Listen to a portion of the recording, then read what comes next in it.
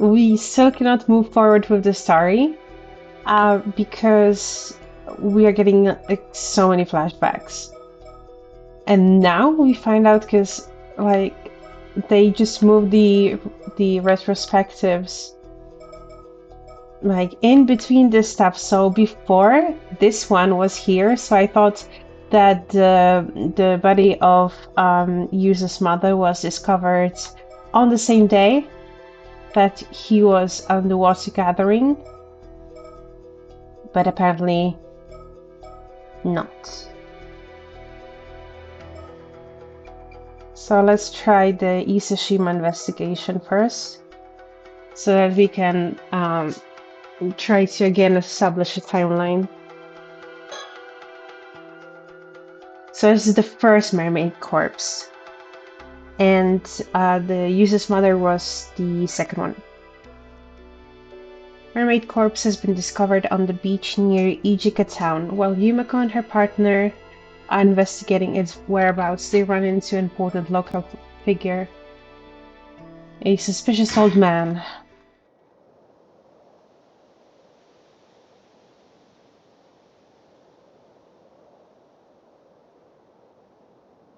Mr. Yamashina, thank you for agreeing to meet with us on such a short notice. I understand you're a busy man. Not like I have much choice when it's some bigwig from the prefectural police badgering me to do so. So you're Shiki from the Tokyo Metropolitan Police Department? Security Division, was it? And here I thought you were just some housemaid. Why are you so mean? You sure you're from the police in that getup? Well, I am primarily a housewife by trade, but that's hardly important right now. She's better than me. I would have been so mad. You're also known as Unkakun Unkakun ah, Unkakudono, I believe. After hearing so many rumors, it's an honor to make your acquaintance. What is that? Rumors, eh? Unkakudono. I don't know what that is. Okay, now I'll find out. Oh, he's another rich guy. A wealthy tycoon who owns multiple companies and swaths of land, particularly in the Tsu and Ise areas. Born in the Taisho period and married. His family first came into business in the Edo period, traveling from town to town selling talismans, miscanthus red hoops, and other items to ward off evil spirits. During the Meiji period, this business expanded into a trading company, and the Yamashina family became prominent contributors to the development of the region. Born to the heir of the Yamashina family business and the daughter of a noble family, Yoshiatsu grew up in an affluent environment where he received a thorough education tailored to gifted children. Following the end of the war, Yoshiatsu inherited the company assets in his 30s, but was quick to sell off all the shares he owned, using the proceeds to buy and sell real estate and stocks. Oh my god. A practice that made him extremely wealthy. After amassing his fortune, he showed a keen interest in investing in ambitious young people, actively mentoring those he took a particular liking to. This approach led to the emergence of many successful businessmen, which included Shinobu Wakamura. Okay, you have a connection there. Of Kamishima. Those who have received Yamashina's support view him with both gratitude and a sense of awe bordering on reverence, referring to him as Unkakudono, a title that evokes a figure elevated above the clouds. Yamashina has always shown a strong attachment to wealth, even going so far as to partake in illicit activities such as illegal donations, tax evasion, insider trading, and media control, all in an effort to garner ever more status and money. Oh, another corrupted rich guy.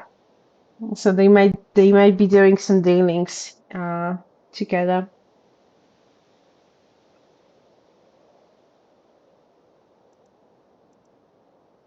In the shadow of the many success stories enabled by his support, many more of his beneficiaries have fallen into bankruptcy or been arrested, fueling endless unsavory rumors about him to this day.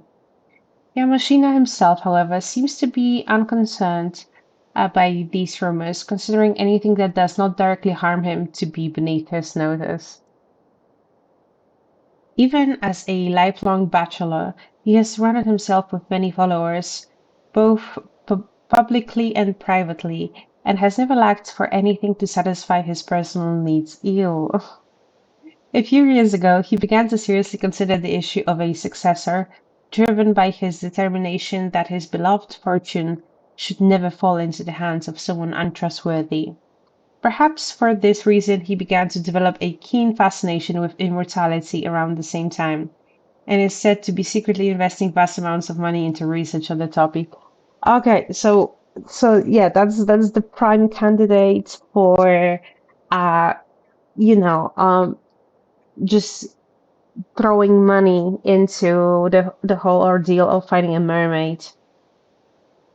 And it is very possible that obviously he's either using or they're cooperating with Wakamura on the topic.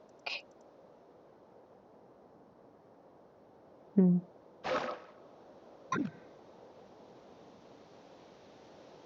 Yes, I hear you've been doing some under the table research into immortality. And so what if I am? Well, now, I wouldn't have expected you to be such a dreamer, but it does make you just a bit more relatable. You can laugh all you want. What's it got to do with the police anyway? It seems on this particular occasion it has quite a bit to do with the police, unfortunately. You don't say? Okay, yeah, this is smoother with a gamepad. But the scrolling of the text is a bit too like the input is a bit too sensitive for me. These splendid gardens all fall within the grounds of Mr. Yamashina's Isa City estate. Part of me wonders why he needs so much space when he doesn't have a family. That's just rich people stuff. That's just all the space that they will never use. But I suppose he has an image to maintain. I mean, having a big garden, that's fine. But I mean, a huge mansion where you're not going to use all this space. It's kind of cringe.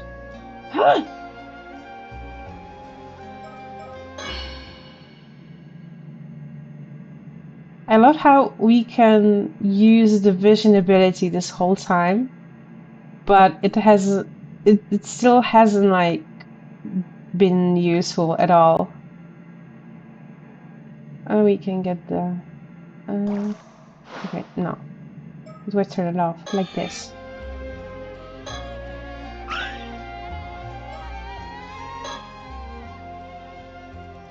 What's your name?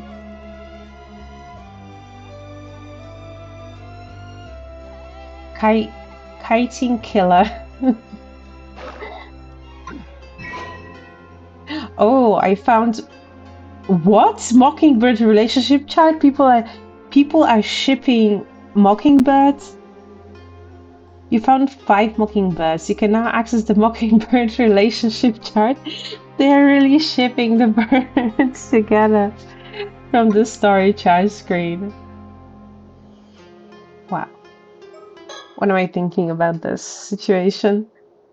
After looking into the corpse of the mermaid found earlier this morning, it seems highly likely that it was taken into the custody of Mr. Yamashina here.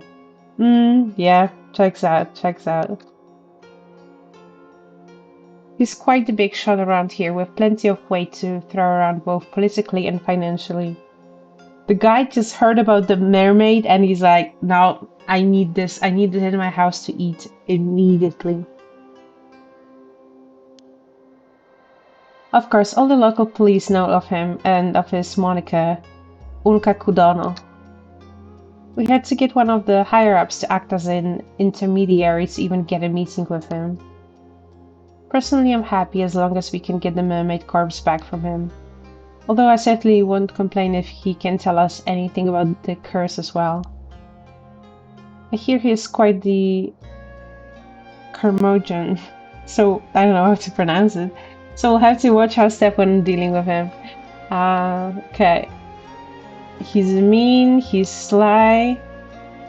And imagine if we get the corpse back and there was like a big, like comically large chunk just like bitten off, like a comically large bite mark. People like Yamashina have a tendency to underestimate me whenever I meet with them alone. Having someone intimidating like Soda with me gets them to take me more seriously. I'm glad he's here with me today.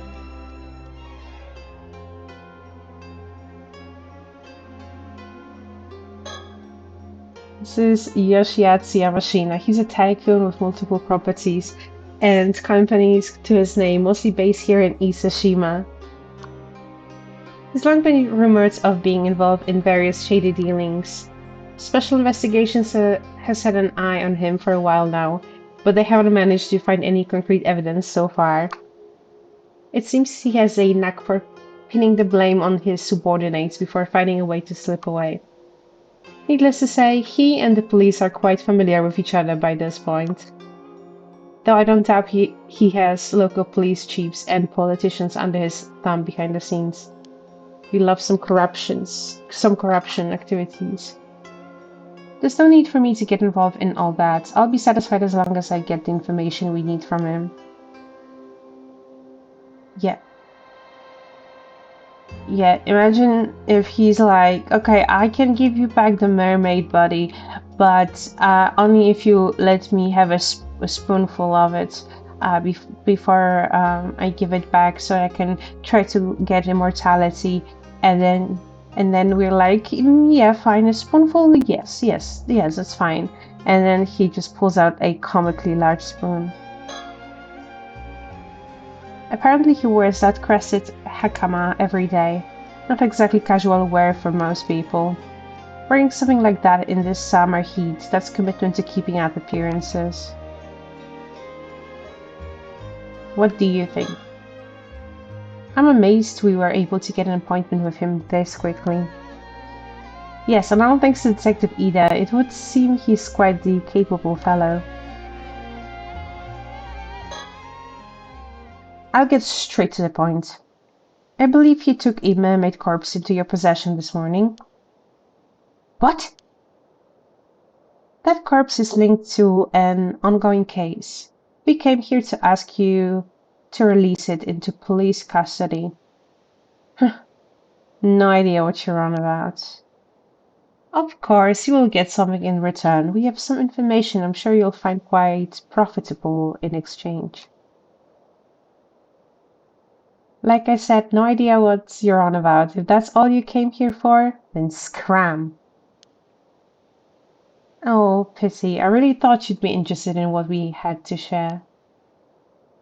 Assuming you really are interested in immortality. Hmm?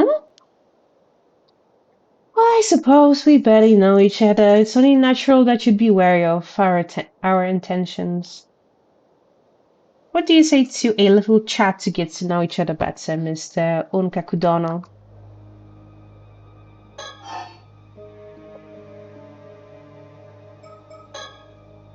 By the way, you're quite well connected around these parts, if I'm not mistaken. Hmm? That's such a villain thing to do, just play with your mustache. This doesn't have anything to do with what we came here to talk about. But I was wondering if you happen to recognize the person in this sketch. It seems he lived in the Isashima area around 6 years ago.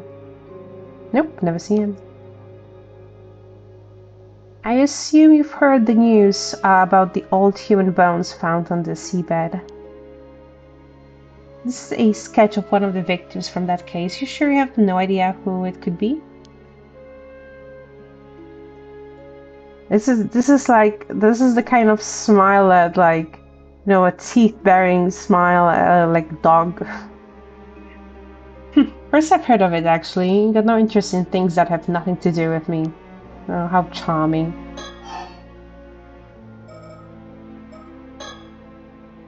I hear you've been putting quite a bit of effort into training up the younger generation recently.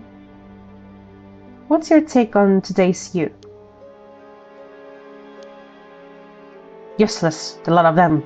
Bunch of pushovers that have let all this new generation tripe go to their heads. Oh, the usual boomer talk. We're the ones who built this country back up after the war. But they're out there strutting around like they own the place. Far too big for their britches. My, what a scathing review. Would our resident member of the new generation like to comment at all? Please don't call me that. Like, she could like get him so close to crying so fast. I hear you've been searching for a successor though. Given your strong opinions on the matter, I take it that you're struggling. Though I can see why that could lead to a desire for immortality. After all, there's no need to cede your legacy to someone else if you can remain at the reins yourself, forever. That might have been true when I started my research. Oh, I take it that isn't the case now? I'm no spring chicken. The thought of living for hundreds of years like this ain't exactly appealing anymore. Yeah, I was also thinking about it. It's like the with the immortality stuff, you have to start quite young, because usually, it doesn't mean that you're going back to your 20s or 30s. You're just frozen the way that you are now. So obviously, if you're old, like imagine, like, okay, you're immortal, but you're 70 and like you have so many health issues and your bones ache and whatnot. Obviously, that's not the case for all older people, but like in most cases, you would have some health problems just from the old age. Yeah, preservation, like you're just pickling something, and he's just going to be a pickle. Yeah, I don't think it would be appealing to just keep being 70. Don't see much point in immortality if I'm already long past my prime. Yeah. Well, that certainly is different from the rumors. My apologies for jumping to conclusion. You have my wholehearted agreement that immortality doesn't necessarily bring happiness, though. But still, he can do some research into immortality to find maybe a youth potion. Let me clear up one more thing while we're at it. I've already decided on my successor. Oh? Is it going to be the rich guy from the island sons? He was right under my nose the entire time. I haven't told them yet, but they're a sharp one. They'll do a fine job. Is that so? I'm glad to hear it. I suppose that would mean that you no longer have any need for immortality, then. Who said I wasn't still interested? It simply has nothing to do with my successor.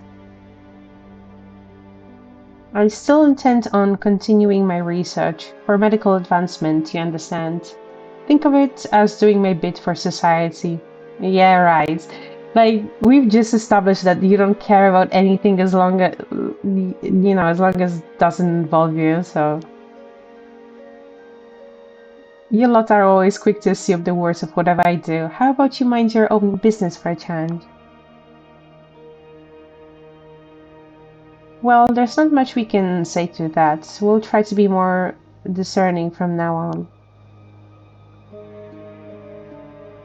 He just tried to guilt trip them. I've already chosen my successor, no need to harp on about it anymore. Already written up my will and passed it off to my lawyer. You be sure to let your friends at the police know too. He seems too smug about it. There's one thing I should warn you about. Eating the flesh of that mermaid you found won't grant you immortality. And what would you know about that? Well, you know, one hears all sorts of things in this day and age. I don't know where it came from, but there seems to be a legend that eating mermaid flesh will grant one immortality. All I wanted to say was that it's just that, a legend. It has no basis in reality at all. How can you be so sure? Just think about it. If that legend were true, wouldn't it be strange that no confirmed immortals have ever been found?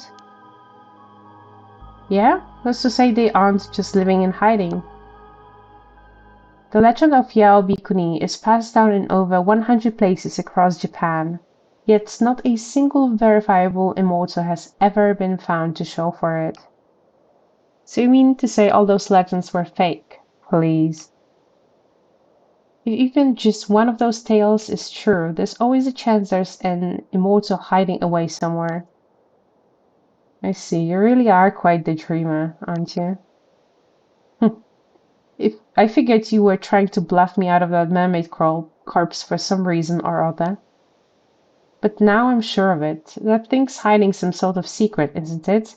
Something you don't want me to find out. Hmm. She looks so mad. By the way, you're obviously not just some run-of-the-mill cop. Who are you? Why, I believe I mentioned it when I introduced myself. I'm just a simple housewife. A likely tale. Plus that fellow next to you's also got a strange air about him. He's no ordinary person, is he? My, how observant of you. I suppose you could say that, yes. It doesn't take a genius to see it. One of them phony psychic types, are you? Phony?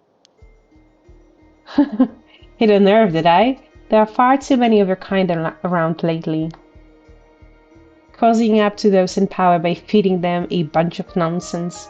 Liars and cheaters, all of you. You seem to have quite a chip on your shoulder about this, Mr. Yamashina. I don't know if it's because of this occult craze going around, but I've seen far too many folk get taken in by that tribe. Like your protege? Let me take a sip. Occult craze. Spiritual phenomena, the supernatural, aliens, cryptids, lost civilizations, extrasensory perception. The list goes on. Such unexplainable phenomena are quick to take on a life of their own. A plesiosaur named Nessie living in Loch Ness. Sightings of mythical creatures like the Tsuchinoko or Hibagon, the urban legends of the Kuchisake Onna and Hanako-san. Television reports of spoon-bending sightings. Documentaries featuring spirit photography and UFOs that become the talk of the school the next day. These are only a few examples of stories that have captivated the public's interest. Magazines specializing in paranormal phenomena continue to thrive, with no end to the craze in sight. Do you mean boomer aliens? That Wakamura over on Kamishima is one of them. Yeah, that's what I meant. That's why he's so mad about it. Talk about a waste of potential. Wakamura?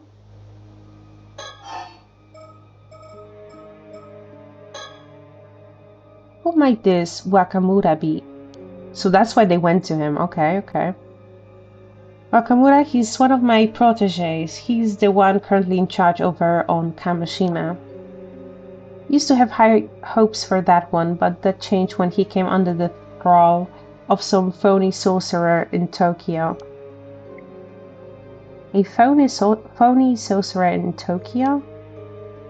You heard right. Since then, there's been no end to his nonsense. Buying properties out in the mountains, changing company names, all because of something this sorcerer whispered in his ear. He even told me the layout of my house was unlucky and tried to get me to renovate the place. Just recently he was going on about some curse causing a big storm, that sort of rubbish. Oh, so he knows about it too. A storm caused by a curse, you say? Even said the storm 5 years ago was caused by the same curse. He's been trying to wheedle me into helping him find some way to stop it. But I'm done with him and his rumblings. Man's clearly a lost cause. He'll be coming over here tomorrow morning, but I'm thinking it's time to have someone else take the reins over on Kamishima. I see. So even though you believe in immortality, you refuse to associate with anything to do with the occult. And you do? I figured someone claiming to be a cop would have more sense than that. How are you meant to solve crimes if criminals can just pull out curses left and right? Well, that's why you need a special unit that fights fire with fire. You won't find me disagreeing there. So what exactly has this Wakamura been saying about this curse? Hell if I remember. Why don't you go to Kagoshima and ask the man himself? Maybe we will. Thank you for your information.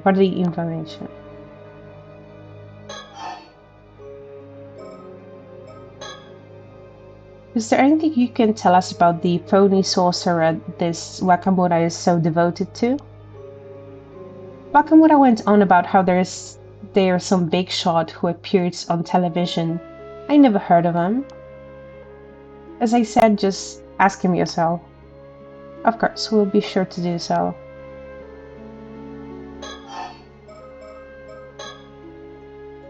Can't say I care much about who you are anymore. Oh my god. You're going around with some phony psychic tells me all I need to know.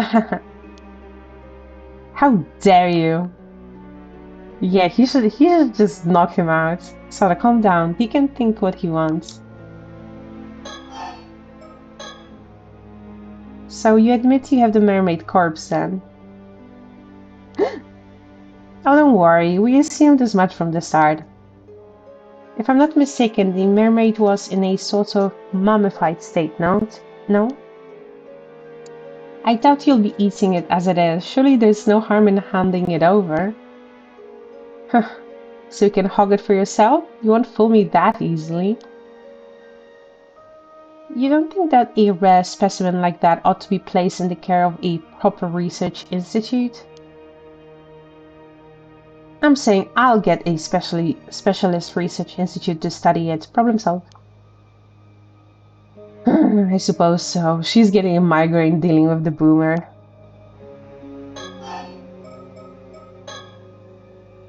I'll make sure that Mermaid gets studied properly. Don't you worry about that. Give me the mermaid! How about this then? If you agree to give up the mermaids, we'll tell you what we know in return. For someone who doesn't seem to believe in the occult, you seem awfully fixated on this mermaid and immortality. Which suggests to me you found something you consider quite conclusive. What are you on about now? Well, I happen to know a bit more about mermaids than most people. Ma'am, are you sure? It's fine. I had the opportunity to do some research into them a while back, you see. You don't say, and... Well, mermaids do indeed have the ability to grant a human immortality. I know it. More precisely, individuals granted immortality in this way are known as 800-year immortals.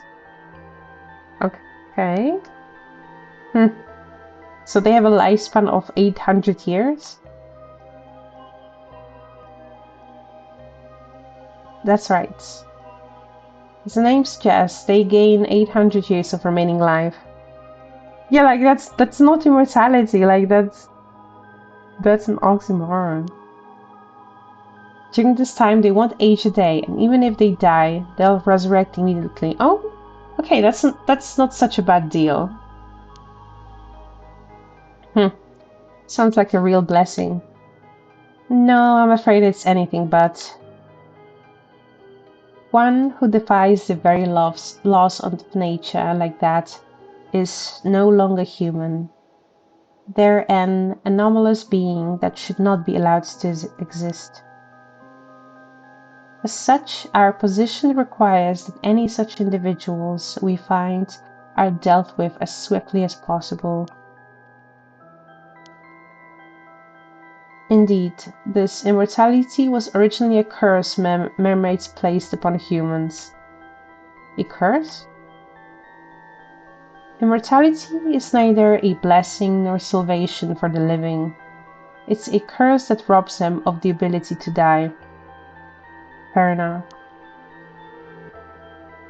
None of those who have become 800-year immortals have found happiness, not one. It renders living among other humans impossible and makes them an outcast from society. Of course, there are a few years at first when life will be tolerable, but after that, every meeting ends in parting. You outlive whomever you love or are loved by. Well, unless you know that part can be solved, like if you don't love anyone and no one loves you, and like you're just like a rich guy that only cares about money. Even if you find acceptance, it will only be for a time. You will always be shunned eventually. You'll experience this over and over for 800 years. 800 years unable to die with loneliness as your constant companion. This is why many see no other recourse than a life of monastic seclusion, just as Yao Bikuni did. I suppose that makes sense. He's thinking, I'm built different, I could handle it.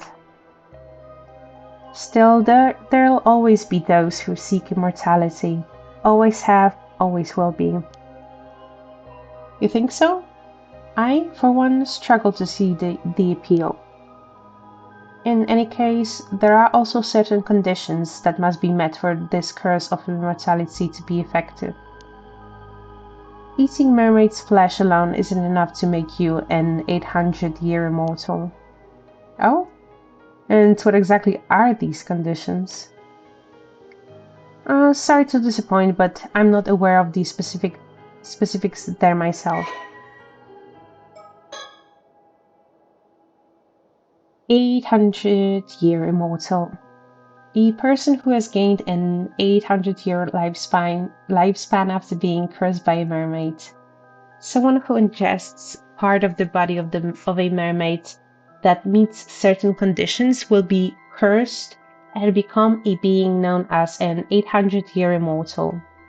Once cursed, the individual's own body is lost, and a provisional body is reconstructed using the parts of the mermaid ingested as a medium. Okay. Their soul is then transferred to this provisional body, which they are able to control as if it were their own, with their consciousness presiding over both their soul and body from the head. As such, they could already be considered to be more spirit in nature than human. If the individual is fatally wounded or contracts an illness that results in their death, their body will instantly be restored to its default state, allowing them to revive. In the event they lose any body parts, their heart will treat the largest remaining part of them as their main body and regenerate any lost parts from there, with the removed parts subsequently vanishing. That's so weird.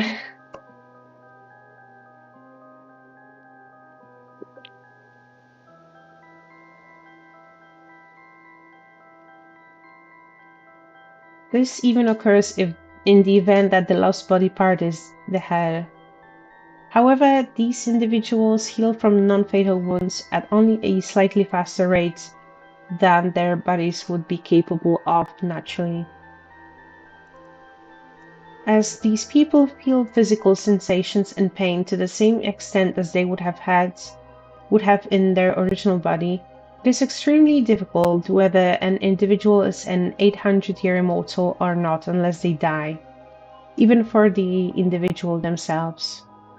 So does it mean that like they still feel the pain when they die, and you could technically like imprison them, torture them, and kill them over and over again, and they would regenerate, but they would feel the pain, and then they could get mad from experiencing all this pain of dying again and again every day.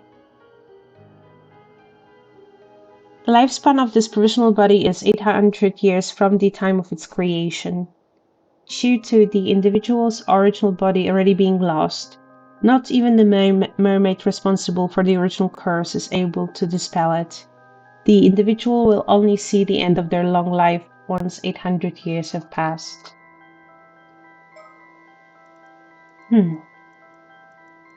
Let me just take a look at it again.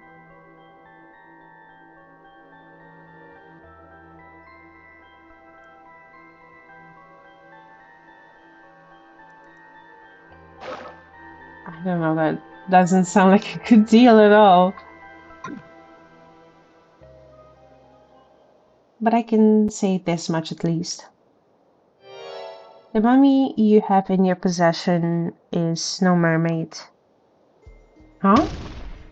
Bullshit! Ain't no way that's anything other than a mermaid. What I mean to say is that mummy is a different being from the mermaids who wield this curse. Not all half fish, half human beings are mermaids, you see. In fact, calling them all by the same name is what leads to mishaps like this one. Say what? You mean to tell me that's not a mermaid? That real mermaids are a completely separate thing? That's right. Which is why I can say with confidence that eating its flesh won't make you immortal. Seems like you weren't bluffing after all. So what is the thing then? There's gotta be some reason you're after it. I imagine that even if you had it dissected and examined,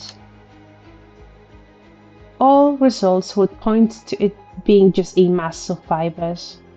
In other words, nothing more than a man-made fake. There's a very good reason for that, you see. That mummy is merely the corpse of an average human, twisted beyond recognition by the curse of the forsaken fish egg. What? Another curse? Another curse wielded by mermaids, as it happens. That would be the remains of someone who died under it. It also happens to be the same curse responsible for the mermaids found every few hundred years or so across the country. You see now why we'd rather you handed the mermaids over to us. The poor soul deserves a proper burial, same as anyone else. Surely even you're not so hard-hearted as to deny them that, or else you'll get cursed. Curses this, curses that. It's all a bunch of hokum, if you ask me.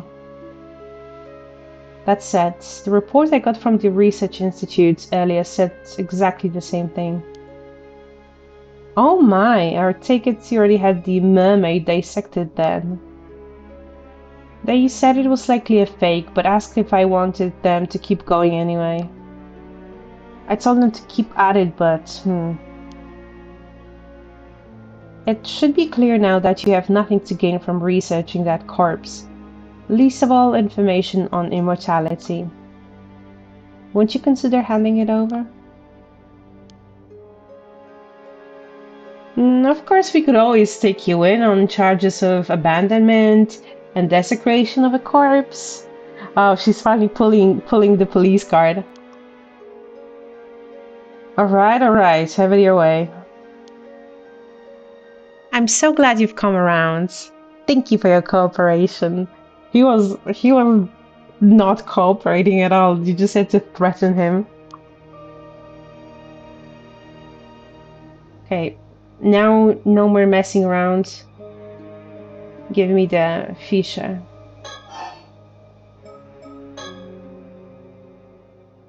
I'll give you the damn mermaid, but in exchange, I want you to tell me one thing. Bro, we just told you so much stuff. What is it?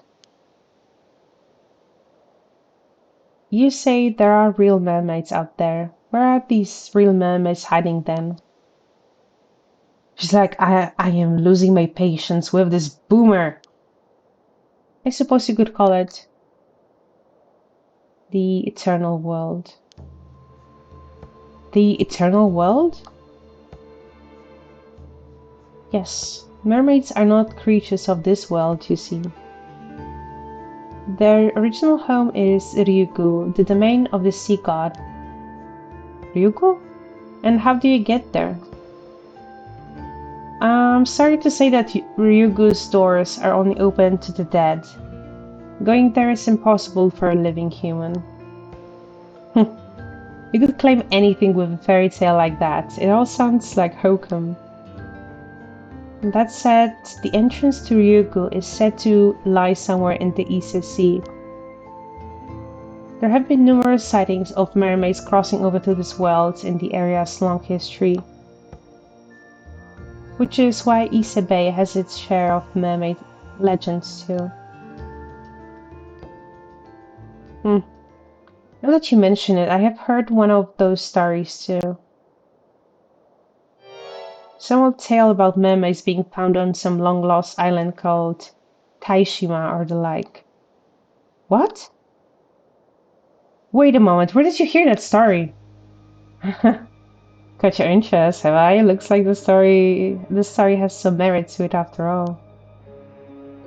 I was simply surprised, that's all. It's not a name I've come across in any historical record. Taishima. I like how we can see Kiryu's terrified face on the left. An island said to have previously been located to the south of Kamashima. To the south, where the sea disaster happened. As it has long since vanished, it is sometimes referred to as Taeshima or Lost Island. No official records remain, and it remains shrouded in mystery, with knowledge of it preserved only in tales passed down between the residents of the Iseshima area.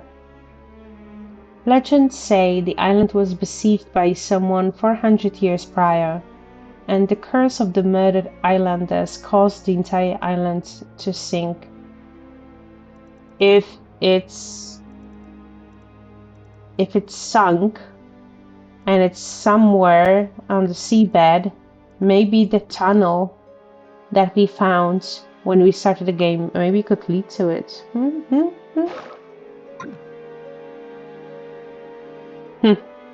It's just something I heard from one of the young guns I have out there looking for mermaids. I see. Sounds like you've got a capable young hand. I don't suppose it would be possible to meet with this individual.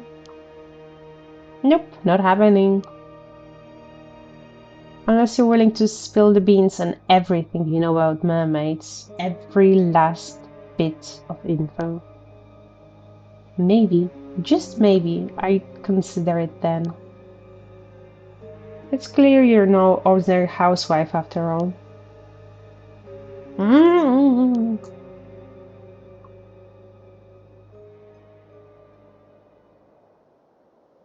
Not interested? Then this meeting is over. I hate his smug ass. I'll hand the corpse over to the police as promised. But don't think I've given up on mermaids or immortality. If they really exist, I'll find them and make them mine.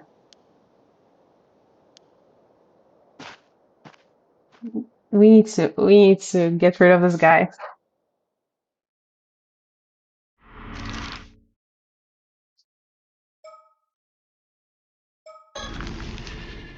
Let us return back to the city.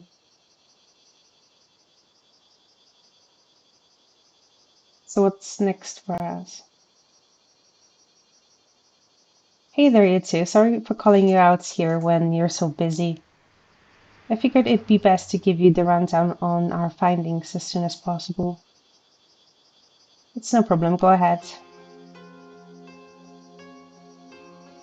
Let's first activate my sticker vision.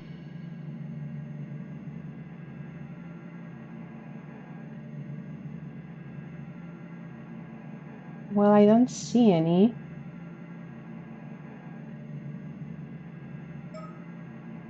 I wish it could come in handy and like help me find some spirits or something. But it's just there teasing me because it's not useful at all so far. Despite the heat, Soda looks as unruffled as ever. I do hope he isn't just pretending to be alright.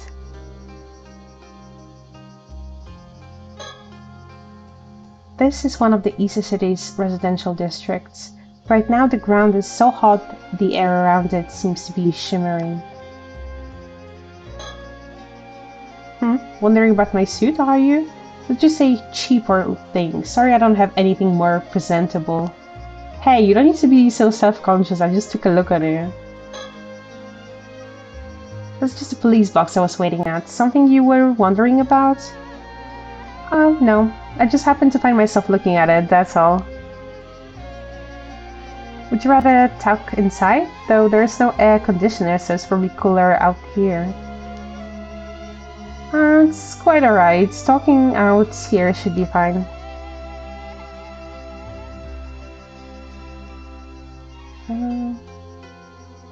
Anything else I can look at?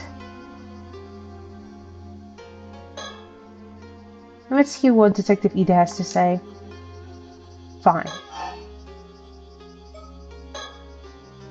So, did you manage to meet up with Mr. Yamashina? Yes, and I hated every second of it. Yes, thank you again for your help there. Yeah, that's what I wanted to say. It seems he's willing to hand the body over without any fuss. He made quite a fuss. Really? That's great. Still, why would some big shot tycoon go to all that trouble to withhold their body? If everything I've heard is true, you could probably take him in on charges of desecrating a corpse, you know? Or was something special about that corpse? How observant of you, Detective. I can, of course, explain if you'd like to know more. Wait a second. Is it related to that secret department of yours? I think I'm better off not knowing so. Oh, really? I don't mind bringing you into the fold. Ma'am, please stop trying to rope him into helping us.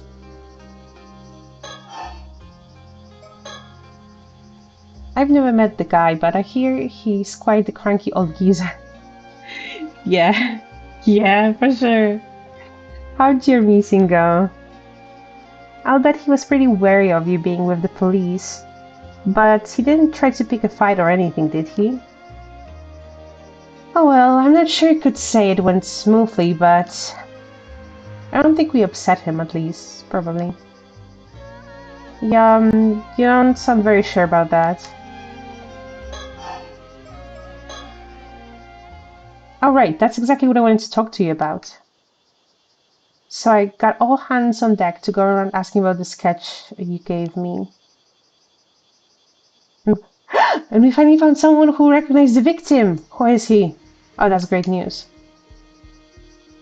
The person who recognized him was a housewife in her 20s who lived in Kumano 7 years ago. Apparently, the sketch looks like a 19-year-old she knew who left the village to go to the city.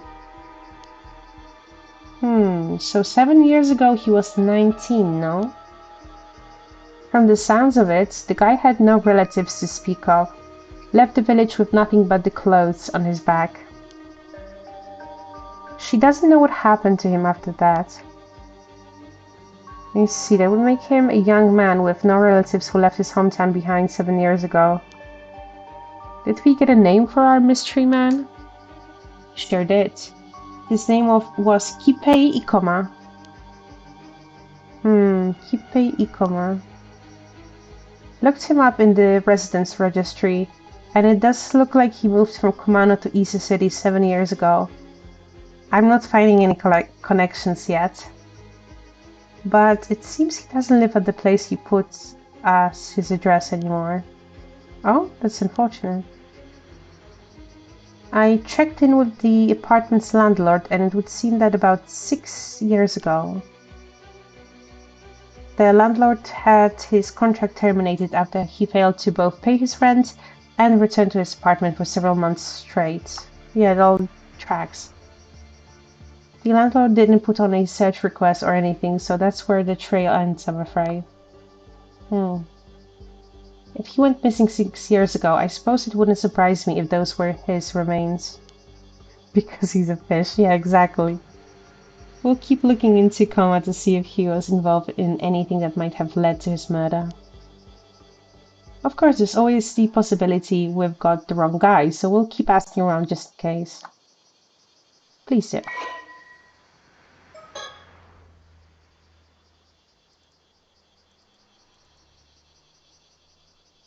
Kipei Ikoma.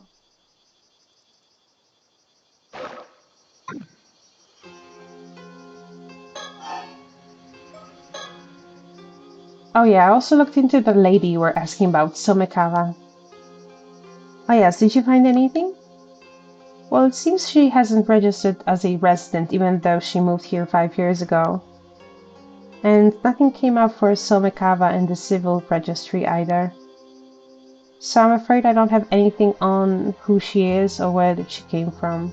Sorry to disappoint. I see, is that quite common? Happens. It's not unheard of for folks from the countryside to come here for work and just drift on, with no one really knowing who they are. Apparently it was really common during the post-war growth period. It seems we have quite the mystery woman on our hands. Yep, there is something I've been wondering about. Oh, let's hear it. Let's hear it immediately. And you have some idea who she might be? Well, have you heard of the Kamishima Southern Sea disaster? It was a big maritime disaster that struck 5 years back. I have, yes. One of the victims of that disaster was an ama diver and housewife from Kamishima by the name of Mara Minakuchi. How did he make that connection?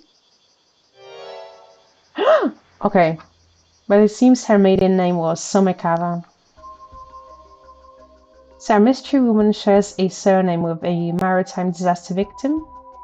I'm impressed you managed to dig that up. I'm impressed too. I was already looking into the Kamishima disaster because of the skeletal remains, so it was a happy coincidence if anything.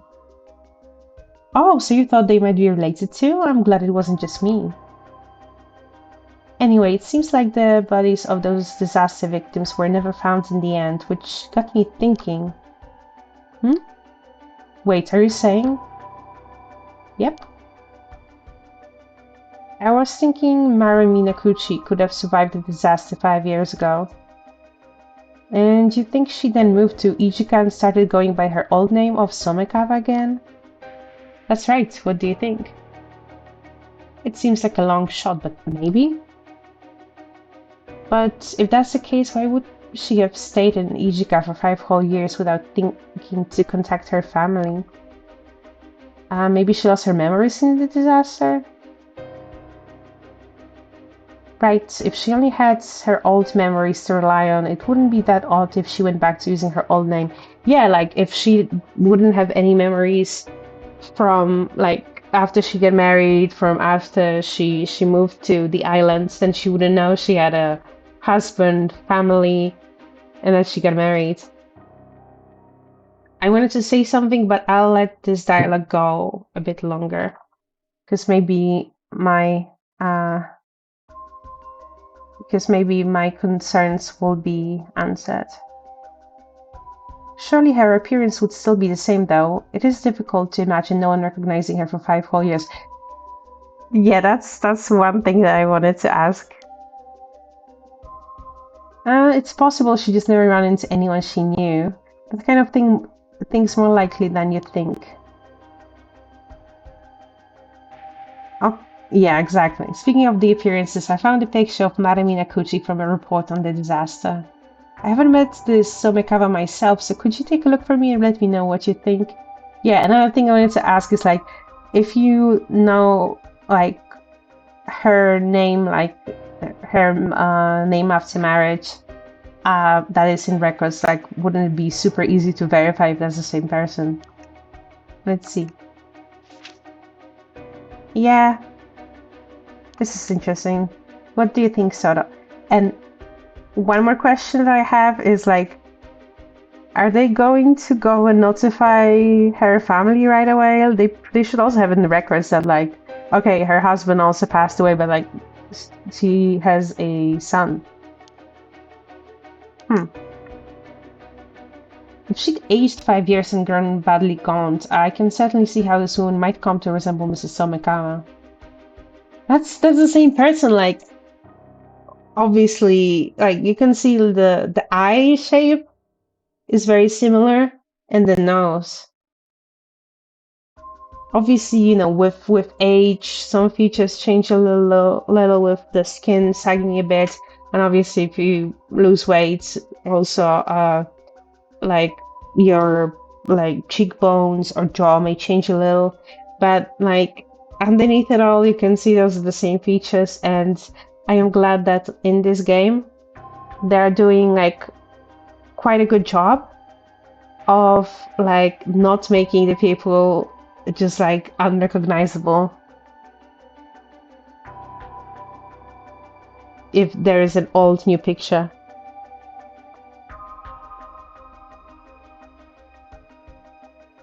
Yeah, I agree that she would not be actively approaching people she knew in the area. I mean, she moved. We don't know where she came from. She moved to the island, and now she's like on the mainland side, right? So it would make sense, and also like it was also established that like within the community of the island, like she was not the most sociable person. So there are probably people that like never knew her or like wouldn't see her enough to recognize her when she's like 5 years older, looking like she looks now. But I feel like if they figure this out, they should just bring her, like they should contact her relatives as soon as possible. So I'll see what they're going to do. My thoughts exactly. So you agree it's a pretty solid theory. It's certainly worth looking into, yes. But if she really is Marimi Nakuchi, there is something else that concerns me. Something else?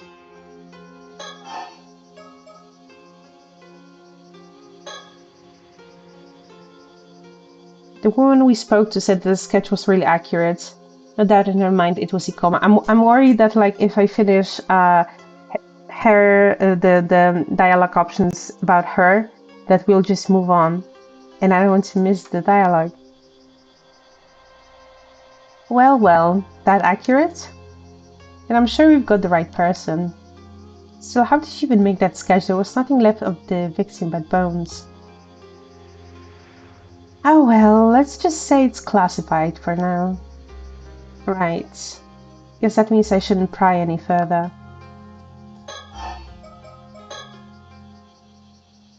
This is just what I've heard. But it seems like the islanders over on Kamishima think this Marimi Nakuchi was the cause of the disaster 5 years ago. What? Why would they think that? Because she might have the curse stone? No idea, but it seems like it's pretty much taken for granted by most of the folks over there. Even just mentioning her name is a sort of taboo. So I was thinking it wouldn't be that odd if she felt she couldn't go back home because of that. Surely not. Seems as good a reason as any why she wouldn't want to come forward anyway. Yeah, there is that possibility that she has all her memories. If she really is related to the storm 5 years ago, she's a point of interest regardless of her connection to the skeletal remains. Perhaps it's worth looking into that first. Can I leave talking to Mrs. Somekawa to you too, then? We'll handle that, yes.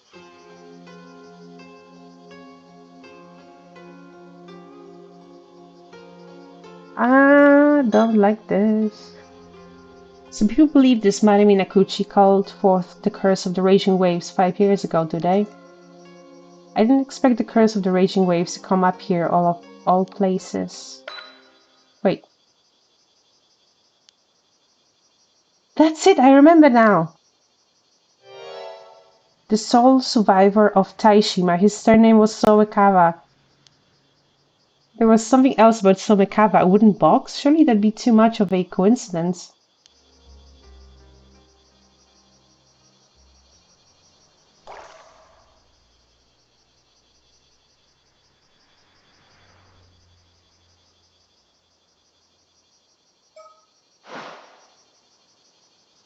Sorry, I'm thinking. I'm putting my thinking cap on.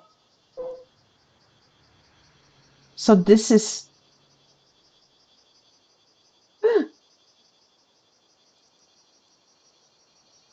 the sole survivor from the island? From the island of mermaids. His surname was Somekawa, and she's obviously she's probably his daughter, and that's why no one knew where she came from.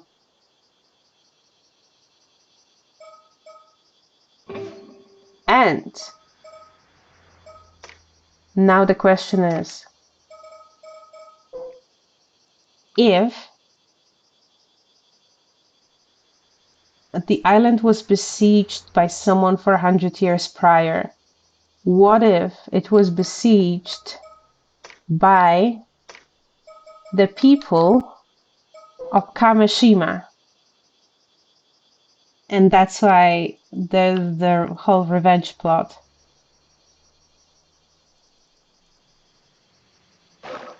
But we already, okay.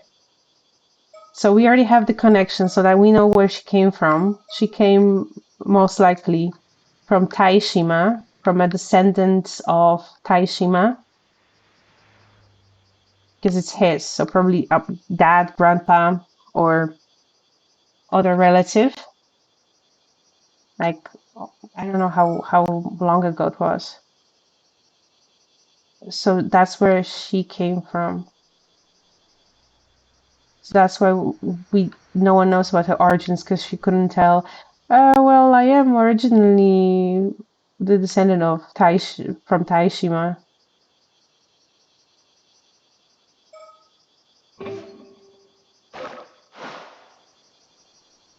Well, that's about all I had to report. Thank you, Detective. That was very informative. As for our next move, could we ask you to keep looking into Kipei Koma for us? Roger that. We'll see if we can find Somekawa again and hear what she has to say. Oh, unfortunately, looks like our trip to Kamishima will have to wait until tomorrow. So it seems. Oh, you had business in Kamishima too?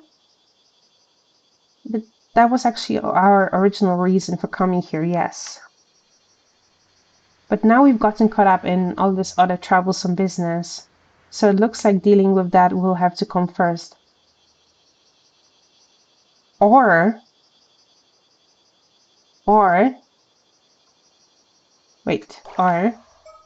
because we already know that she got killed. and turned into a mermaid. So what if there's so now the question is who killed her and why? So if they have the curse echo of the curse Fisha, why did they kill her? Did they kill her to silence her? Or did they think that maybe one of the conditions is maybe they thought, okay, they made a connection of so there are some conditions, it's not enough just to eat a flesh of a mermaid, and like with the connection to the island, and then like with what was being said about like the island being where the mermaids were. So what if they thought, okay, if she's from this island and we turn her into a mermaid, then it will work and will make us immortal.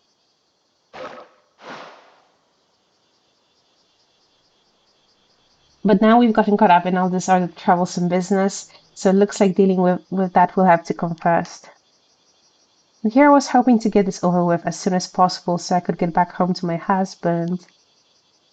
I see, you sure are devoted to your husband. Oh, very much, though I do worry as he never eats properly when I'm not around. In any case, please do get in touch if you find anything else of note. Okay, now I'm pissed off a little because like I said, like if they establish that she could possibly be that person that got lost in this accident, then he already knows that there was a survivor, and I'm not sure if it would make sense, obviously, for for any reports to mention that, like, oh, the son of her and the other person survived. So he would already, but even by looking at reports, he would already know that okay, there is a family member that we need to contact to let them know, hey, we possibly found out your mother. Maybe you could help us, talk to her, identify it, and identify her. But even if assuming, okay, he's looking into the case and it's not stated there explicitly, if he has the records of her, then he would see in all the civil records that like she got married and she has a son. So why aren't they mentioning, hey, we need to contact the family members, we need to contact the son, we need to contact the mother-in-law.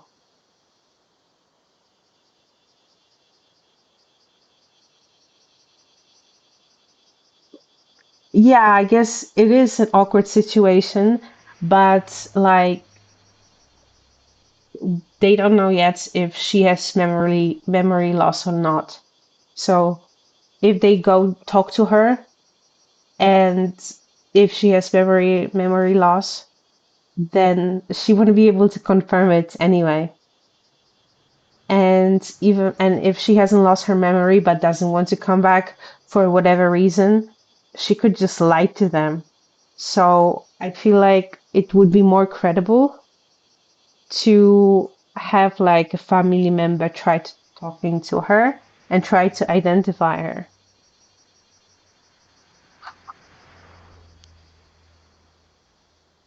Even if it's just something out of the ordinary happening, anything could be of help. Sure, will do. Oh, he's sitting the Gomene Umfchan pose. Though you're kind of making me worry something might actually happen now. I'd certainly prefer it if it didn't. Anyway, we're counting on you, detective. And then possibly the next day she was dead.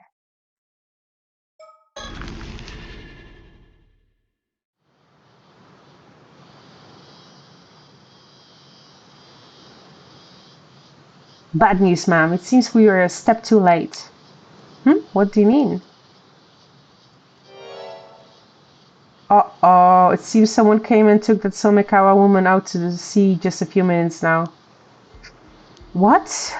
According to a witness, a foreign man came to the port with Mrs. Somekawa in tow. Then they boarded a motorboat that was moored there and headed out into the bay. And then she washed up dead. Great job. Great job, detectives. It didn't appear to be by force, so we can probably assume they knew each other. Maybe. A foreign man? Not sure what's going on, but we should probably get a boat and follow just in case. Yes, let's see if... Ah! Soda, what's wrong? This spiritual force is overwhelming. Ah, my body won't move. What's going on? Oof. Oh, oh my god. What? She's casting a spell on us. That girl over there, is she doing this? You can withstand this curse? You really are quite strong, mister. Sorry, but I can't let you go any further. I'll have to ask you to leave. Who are you? Voithikos Pneuma, guardian spirits. Grant me the wisdom of the numinous. O high guiding spirit, light my path ahead. It seems like they've saved us the effort of searching for them.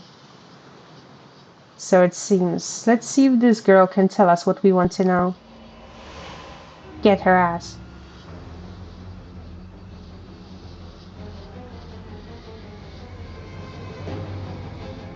Who are you? I could ask the same of you. What do you want with Mrs. Samikawa? So you know who Mrs. Samikawa is, do you? Maybe. What's it to you? Ma'am, this girl's spirit sense is extremely potent, but she lacks experience. She seems hesitant to employ curses against people. If I have an opening, I can use my curse of binding to restrain her. Usually it's too risky to use on ordinary people, but that shouldn't apply here. Alright, I certainly wouldn't mind getting some information out of her, so this is as good an opportunity as any. I'll see if I can get her to lower her guard. When she wavers, I'll signal for you to use the curse of binding. Sounds like a plan? Sounds like a plan. On your signal.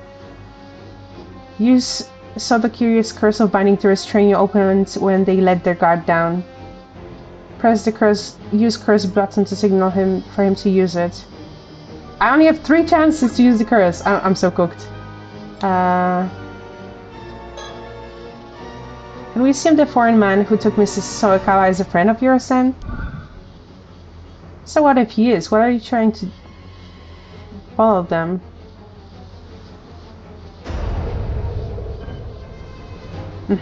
She's too worried. Okay.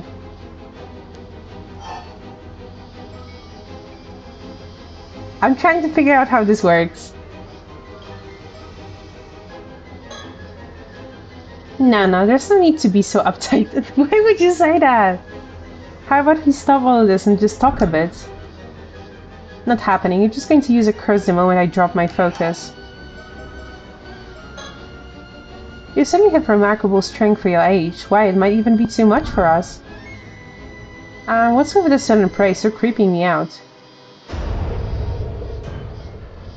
That didn't work either. She really isn't letting a guard down. God damn it! I'm cooked. Sorry, Soda. So this is our last chance?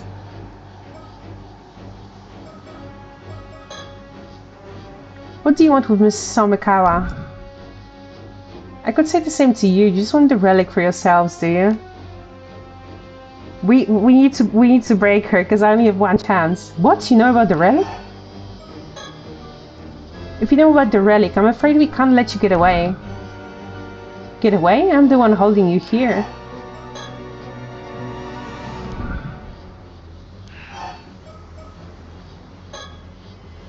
We try to not be heavy-handed about this either. Let's calm down and find some other way to resolve this,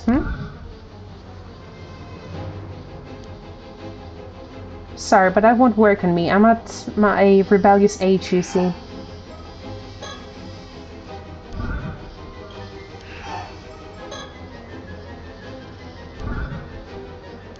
Okay, I don't think that's working.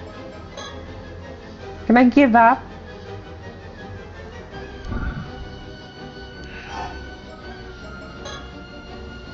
If you resist anymore, we'll have you taken in for obstruction of public duties.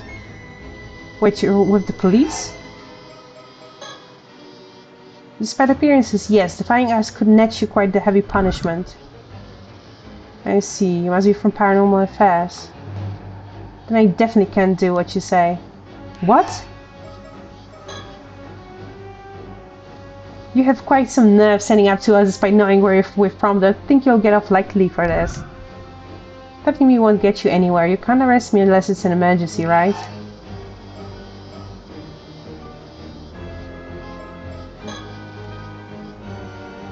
Even knowing you're from Paranormal Affairs, you've kept a straight face and hid your ties. I can tell you're both bold and smart. Thanks, I guess. Will you give up now? You're also with Paranormal Affairs, then? Sorry, I have no idea what you're talking about. I suppose this is the trouble of secret departments. Not even their own members recognize each other. What a bother. So we're both from Paranormal Affairs, are we? Let's talk. Perhaps there's some way we can help. I told you, I don't know what you're talking about. It's none of your business anyway. So you're from the Paranormal Affairs, but you need the relic yourself, so you're unwilling to cooperate with us. Am I correct? That's what you think. Can you give up already? Can I give up?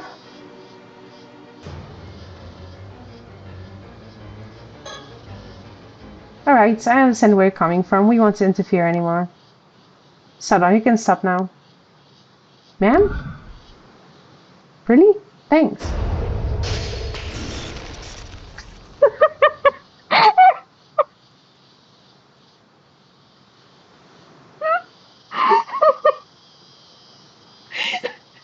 And on my last chance, I grown-ups in your dirty trick. You did well to be cautious of us, but I'm afraid this is how grown-ups get things done. Now, will you tell us what you're up to here? Well, I suppose I've slowed you down enough. You'll never catch up to the boat now. Placas Asteri, guide my path, and with thee merciful hand uphold me. What? She broke the binding? Bye.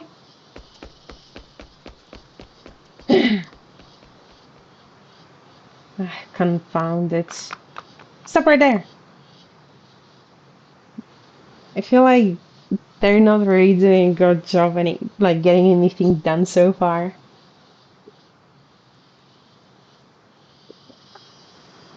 Looks like she's given up as a slip. I doubt we'll be able to catch her now. So I'm going to have a word with Paranormal Affairs about that girl.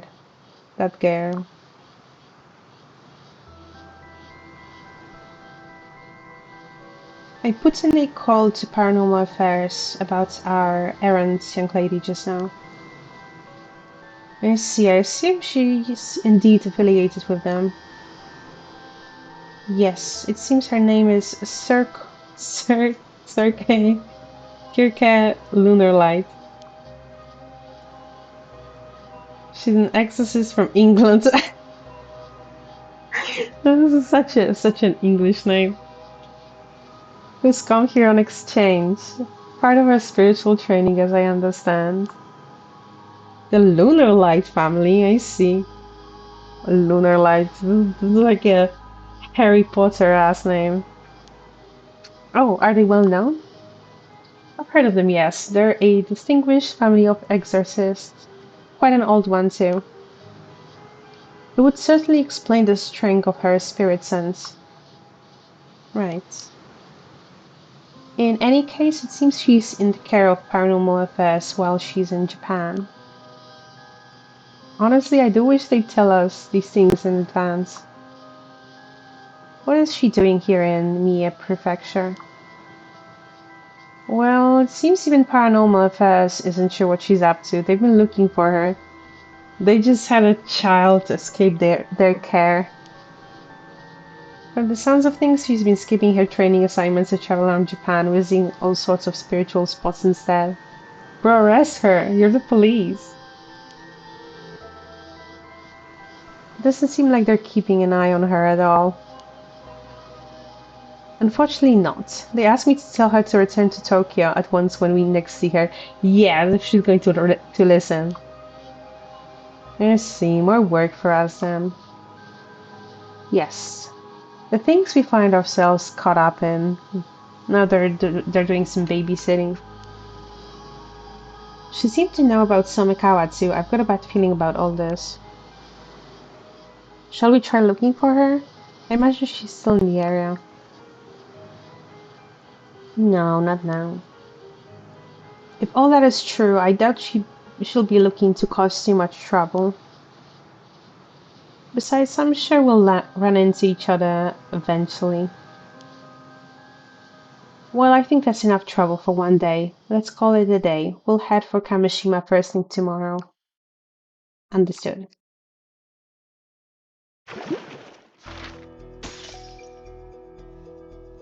But before they went to Kamishima, they had to deal with the other mermaid who was her. So now, like, after hopping on the motorboat, she ended up dead.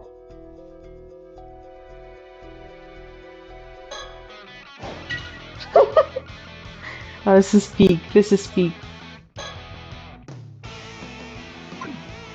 Oh my god, we get some lore for them, but we don't know who they love.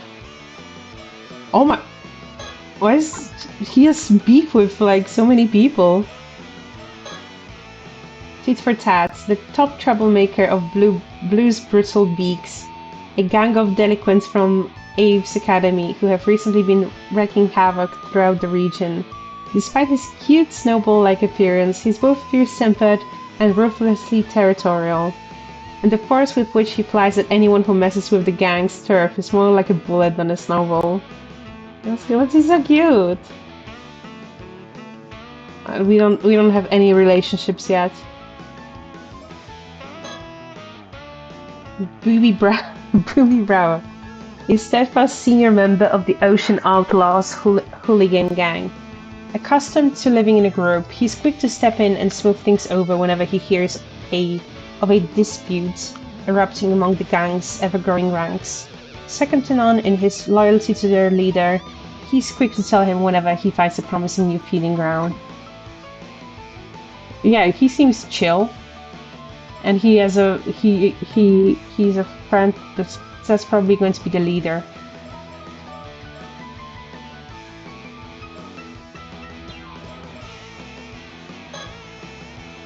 The Terminator, the captain of the raid team for the Rebels vs. Delinquent crew. Although the sight of him skimming the water during his daring dives is awe-inspiring in itself, he also commands the respect of the rest of the gang for being the first one to gain the trust of their maverick leader, John Heron.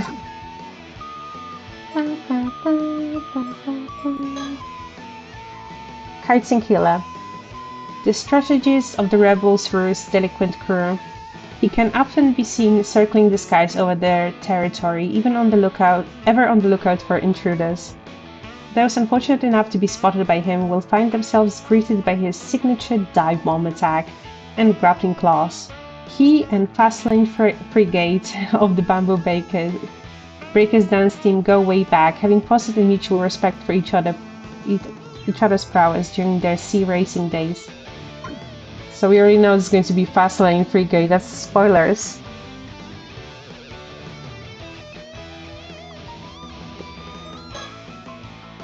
Maverick Manny. A member of the Bamboo Breakers dance team, this lucky duck is envied far and wide as the man who stole the heart of Maverick Mandy. Oh. The two are now a pair of lovebirds anyone would envy, or so he thinks. In reality, the only time they can be called that is during their extravagant dances, and he remains blissfully unaware of her frequent flings. Oh no, he's getting ducked. The fact that everyone else in the team has already noticed. Oh, so that makes sense that Mandy. So Mandy is here. Oh my god, and she's in love with the bad boy. Duck chair. Yeah. He's Maverick Manny is just sitting feathers deep in the duck chair.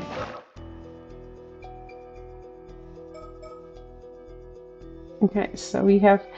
I'm kind of wondering. Does this mean that this chapter has been finished or not?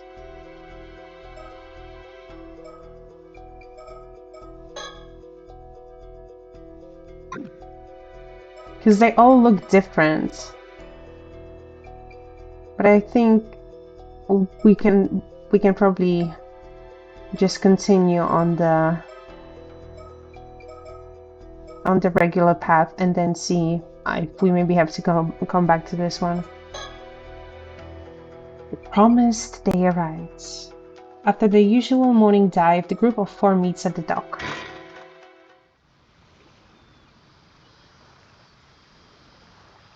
Hey, Asami Yuza over here! Good timing, I just got back too. Well, Tsukasa, how'd it go? Not too shabby if I do say so myself. Check this out, 2 whole scallops. Seriously, Tsukasa, you don't get bragging rights for picking up 2 measly scallops. Sure I do, that was hard work, you should be praising me. Yeah, she's a girl who's a hamster. Say, Yuza, how many scallops did you get on your first dive again? 6, I think. Huh? Not bad at all. You must have a talent for this, Yuza. I wouldn't go that far. I bet Tazami just picked a good spot. Hey, you're the one who snagged them. Don't sell yourself short, man. Listen to you two, battering each other up like lobsters. It's obvious from a mile off that you two make a great team. If you ask me, all that matters is that everyone made it back safe and sound. Yeah, thank you for your input, Sato. True, you always know the best thing to say, Sato. No, that's like the most like centrist thing to say. But for the record, I would have preferred a bigger haul of scallops. Then we could have had a feast. I guess I should have seen that coming. So what's the plan for today? Remember, Tsukasa, it's up to you. Right? We promise we do whatever you want today, you name it, we'll make it happen. No, that's more like it. Let's see, first of all, I want us all to go for a swim in the sea. Oh, sounds great. Can't even remember the last time we did something like that just for fun. Right? I want us to forget work and just enjoy the sparkling sea for a change. I even bought a new swimsuit for this. Oh my god, this is a beach episode. They're going to wear swimsuits. You've got one picked out too, right, Sato? Sure do. Then, after that, when it gets dark, let's set off some fireworks. Oh my god, and it's the firework festival episode too.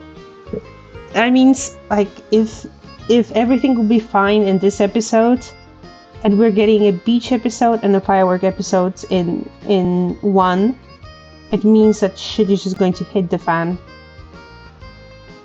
Right after that, someone will get killed, and I'm so worried that the hamster girl will get killed.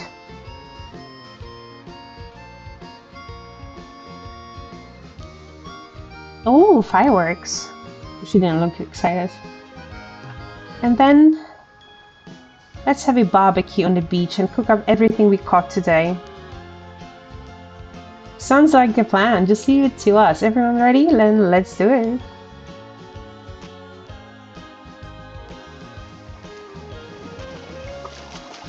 Ah, there's a shark and it's coming this way. Better watch out, Asami. That was a close one, Asami. What the heck? I'm a good swimmer, but there's no way I'm good enough to outswim a shark. No, that's so cute. They're just doing cute stuff.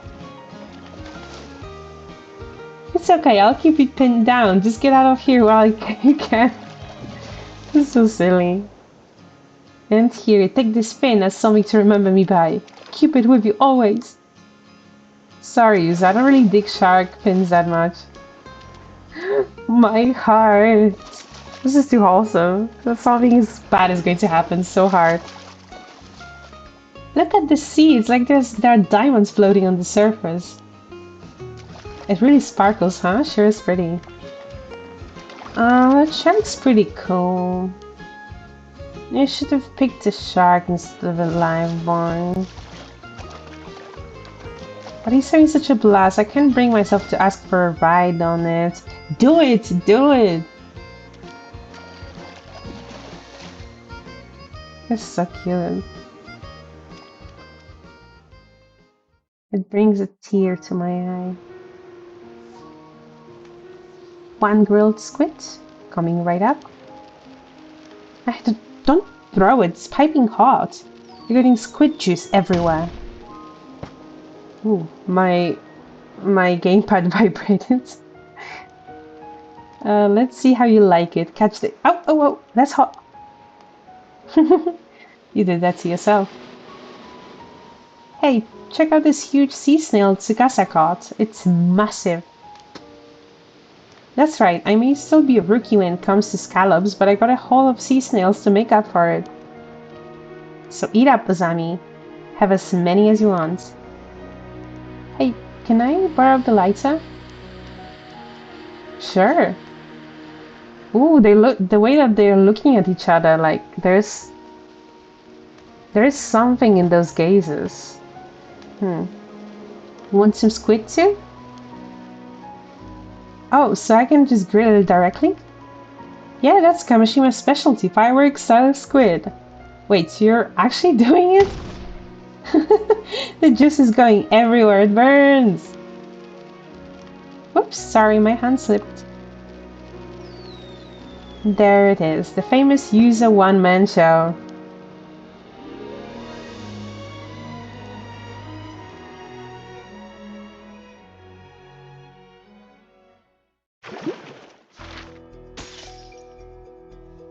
Oh yeah, so this probably isn't finished.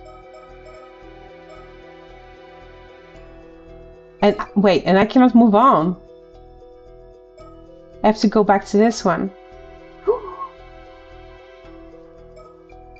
Okay, I think now is a good time for a break.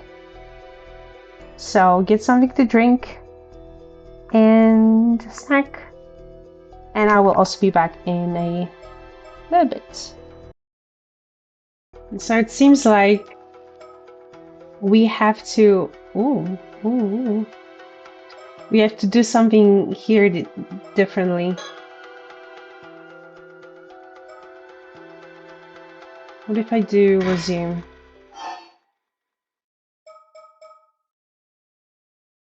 From after underwater gathering.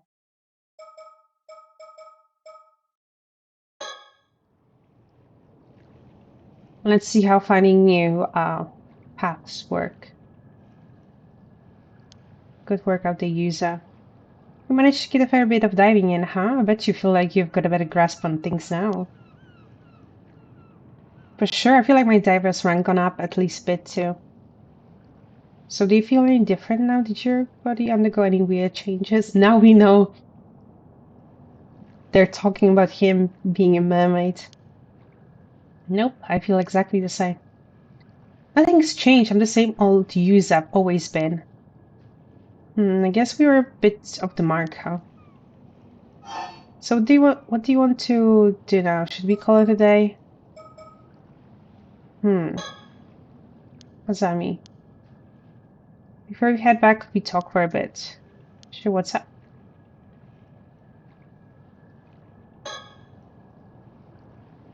Kamashima is located in the waters near the entrance to Issa Bay. As such, there are strict regulations on both times and places Alma diving is allowed. What are we missing?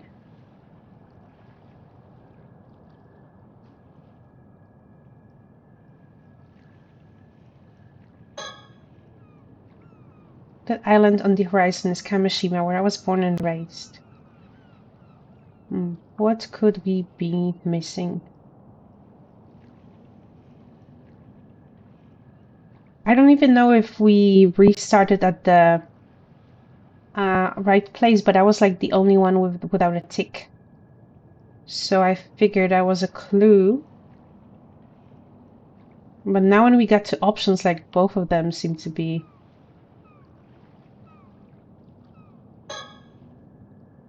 The fishing boat. The Sayonara belongs to Azami's family. I have a boat of my own, so Azami was kind enough to bring it out for me. It used to belong to his dad, so it's getting on in years, but he takes good care of it. Seems he's hoping to keep using it for years to come. Oh. What am I missing here?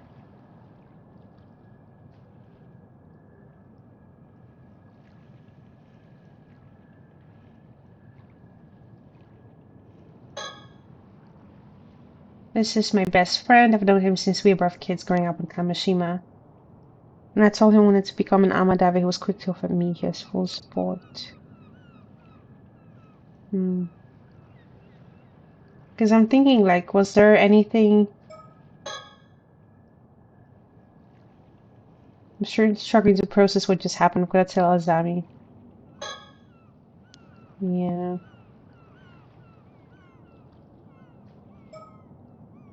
You know, I don't feel like we unlocked any new stuff that would, in the other conversations, that would, like, possibly come in handy here, but we'll see. So, when I was diving just now, a giant hole in the seabed you'd never heard of before. Yes, the rocks around it looked like they only recently collapsed. So I think probably opened within the last few months or so. And now that you mention it, it was a pretty big earthquake around here about 3 months ago. Maybe that had something to do with it. Oh, that's right. That would have been before I got back. Anyway, if you saw a giant hole in the seabed, would be curious about it, right? I sure would. We've been through this before. Curious enough to try to take a look inside? Be pretty dangerous, but I guess I might, yeah. Right, so I went closer to try and get a better look. Did you see anything? Yeah, I saw myself. Well, when I looked down into the hole, a ghost or something that looked like me just suddenly rose up from the depths. A ghost that looked like you? It swam towards me with its hand outstretched. It looked like it was trying to hand something to me, or maybe it was trying to tell me something. Man. What did you do then? Did you take its hand? I did. I felt like I couldn't resist somehow. I guess even the patron saint of diving does foolish things sometimes. The only thing I was a patron of was carelessness and a lack of proper vigilance. Sounds like there wasn't much you could do about it, though. Okay, so far it's just playing out the same as before. Hey, Yuza. Yeah, do you think it could be a Tomokazuki? Tomokazuki?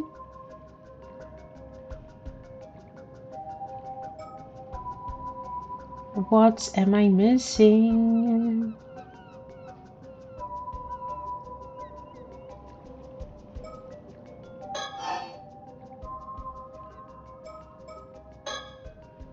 Huh? You've never heard of it? Well, I guess not even all the folks around here know about it either. It does sound familiar, though. Tomokazuki is a sort of ghost story around these parts. The story goes that sometimes when diving, an Amadiver will come across another version of themselves, an exact copy. That other version of them will be holding out something they want, like an abalone. Something they want. And when the diver reaches for it, the Tomokazuki grabs them and drags them to the bottom of the sea. Wow, that's scary. By the way, the Tomokazuki also wasn't holding anything. It wasn't? Well, that's different. Maybe it forgot it at home or something. Oh my god, this conversation again. At home, huh? The abalone? Yeah, the abalone. Maybe it left it at home. Huh, maybe the Tomokazuki is more careless than the legends let on. You're pretty forgetful though, so maybe it became such a perfect copy that it imitated that aspect of you as well. Oh, the damn Tomokazuki, it knows my every weakness. Now that you mention it, though, I think I do remember that story from when I was younger. I guess the fact that I forgot the story really proves how forgetful I am. Hmm? No worries, it was a while ago. You know?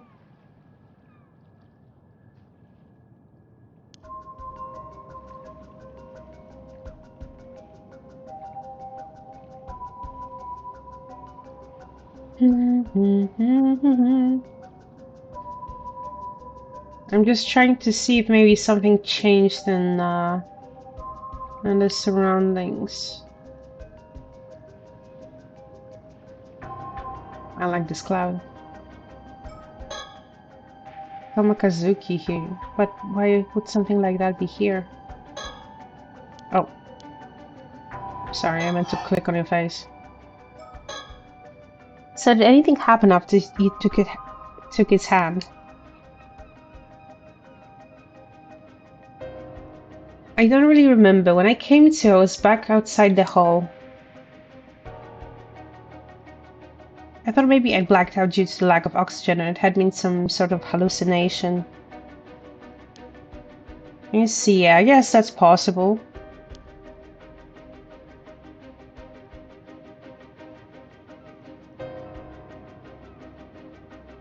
But if that's the case, that means I stopped you just to talk about some hallucination I saw. That would be super embarrassing. Hmm. Some people do say that the Tomokazuki legends might have come about because of divers seeing things when they run out of air.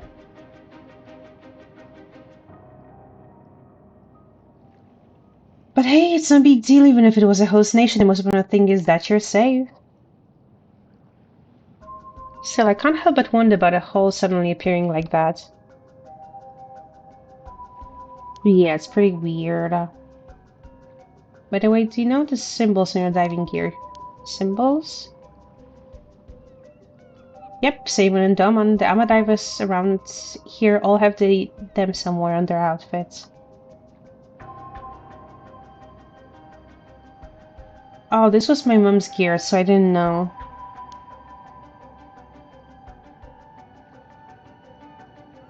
People say these symbols work as a charm to protect divers from the Tomokazuki. Interesting. But if I ran into Tomokazuki just now, wouldn't that mean the charm didn't work? Maybe, but it could be thanks to the charm that you made it back safely. The sea is a dangerous place even without the Tomokazuki around. Things could have been even worse without the charm to protect you. I see, so without this charm I really could have been attacked by a shark. Glad I had it then. Seriously, a shark would have been no laughing matter. Okay, 1 second.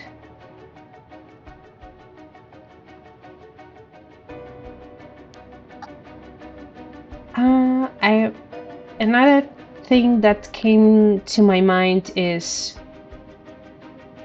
what if the difference would be if I restarted the minigame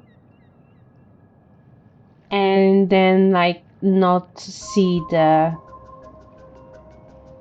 the what was it? Tamakazuki? Am I saying it right? Tomokazuki. Maybe that would be the difference.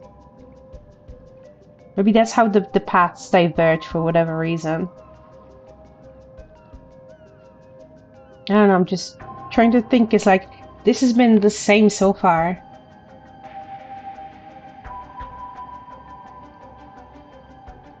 Yeah, but like if I don't call it a day, doesn't that mean that like I will just be doing it endlessly? Hey, about the Tomokazuki just now. Do you think it has anything to do with what, or maybe, wait, our investigation, eh? If so, could your mom have become an Ama diver because she wanted to find a Tomokazuki? But she wouldn't have worn something with this charm on it if this was true. We're true. Good night. Is that all that you wanted to talk about? There's more. Actually, this might be the most important part. I realized there's something I needed to do after this, something really important. Hey, so you found a lead down there after all? I'm serious. If I don't pull this off, something terrible is going to happen. So now he's talking about the storm. Hey, I believe you. Go and tell me everything. Okay, so that wasn't different.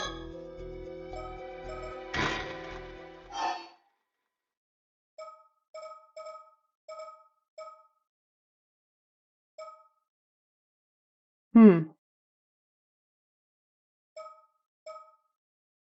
So what if we don't talk about it? Let's see.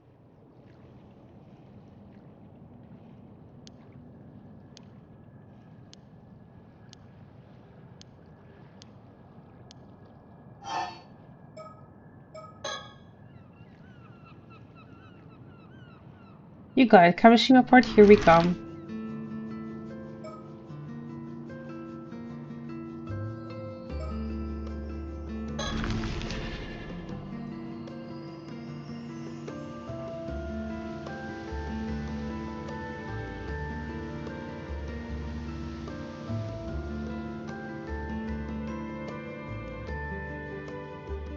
Let's see.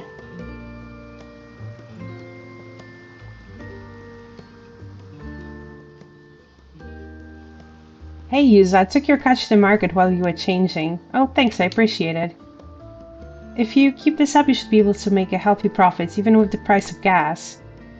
That's great. I'll have to keep at it then.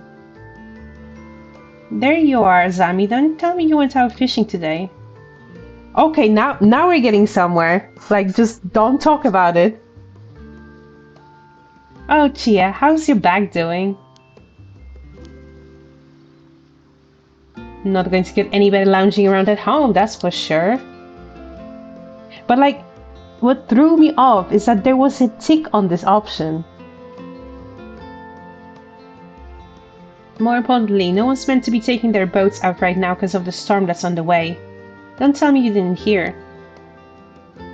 Ah, yeah, but it was more of a warning than a rule, and the weather looked fine, so I figured it was okay. You should have known better than that, Azami. You youngest ever listen, do you? Chie Toyama. She's a veteran ama diver.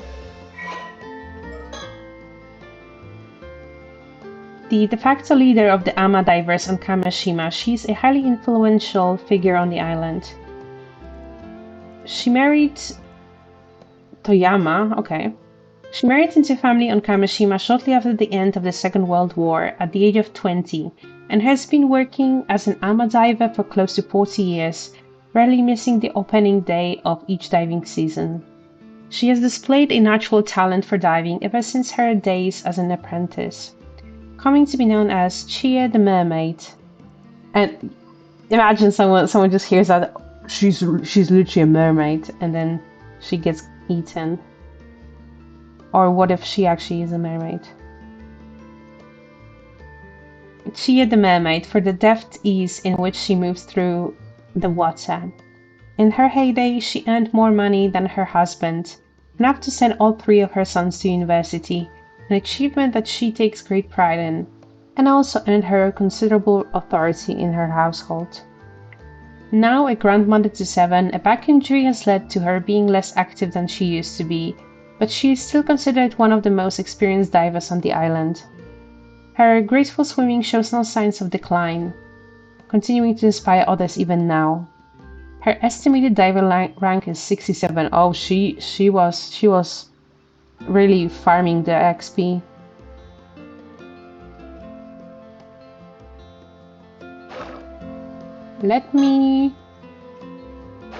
My fellow Americans, let me check something.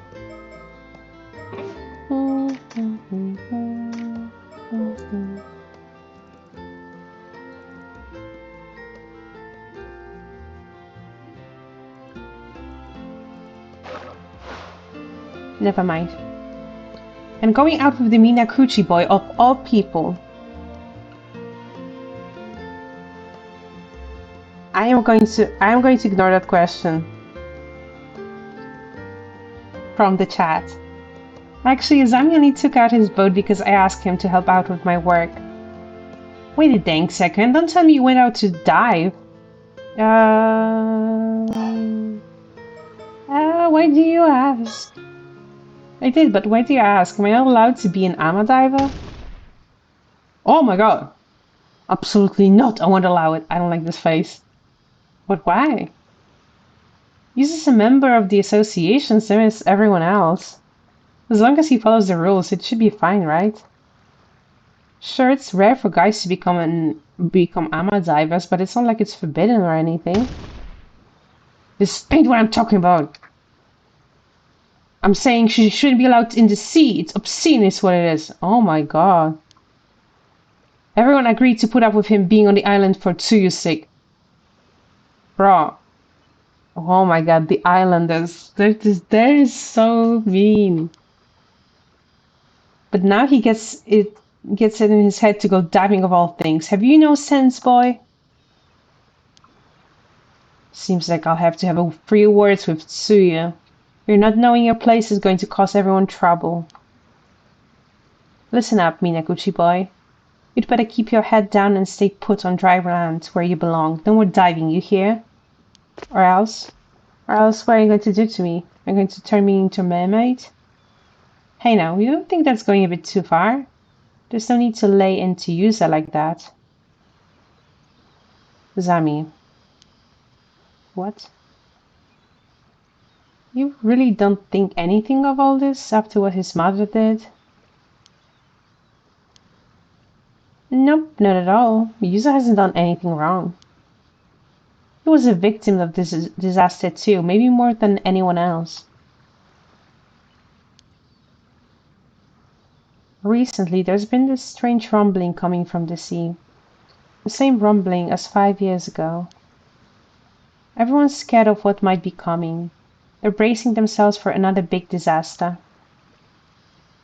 Oh, is that what you mean by the storm? The weather forecast said things are going to stay calm for a bit, though.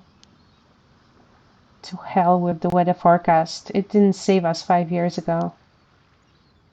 Anyhow, you see why we've got to stay in the god of the sea's good graces. Not doing anything to upset them, got it? I mean, she has a feeling that it isn't wrong. Don't let it get you down, Yuza. She isn't a bad person at heart, but the old folks here are all pretty firm in their beliefs, I guess. Yeah, it's unnatural. I was kind of expecting it, to be honest. Still, I didn't think she'd get that mad. Guess they have a bigger chip on their shoulders about all this than I thought. Seems like they really think your mom was to blame for their disaster. Yeah, I guess wanting to get to the bottom of things there was one of my reasons for becoming an ama diver. Yeah, everyone has been avoiding the topic until now, but that can't go on forever. Hey, you two. Oh, it's Hikuka. Yeah, you two over there. Could I get some help with these boxes here? I need to get them to the warehouse. Hikuka Tsutsui. Woman born and raised on Kamishima, unmarried. She is known for her friendly, sociable nature and almost sisterly tendency to look after others, both of which make her a familiar face to many on the island. Ever since her school days, Kikuo harbored a strong desire to leave Kamishima and make a life for herself elsewhere. While most of her classmates began working as ama divers following graduation from middle school, she decided to enroll in a boarding school as a first step towards fulfilling this goal. Going on to graduate from a junior college in Aichi Prefecture and then finding a job in general administration at a company in Ise City. However, because her assigned work consisted only of unfulfilling menial tasks like pouring tea and answering calls, she left after only 1 year. She changed jobs repeatedly over the following years, but found no further luck in subsequent workplaces. Eventually, recognizing that success as an ama diver is determined solely by the extent of one's physical prowess and ingenuity, she came to find the idea of such work appealing and moved back to Kamishima 4 years ago.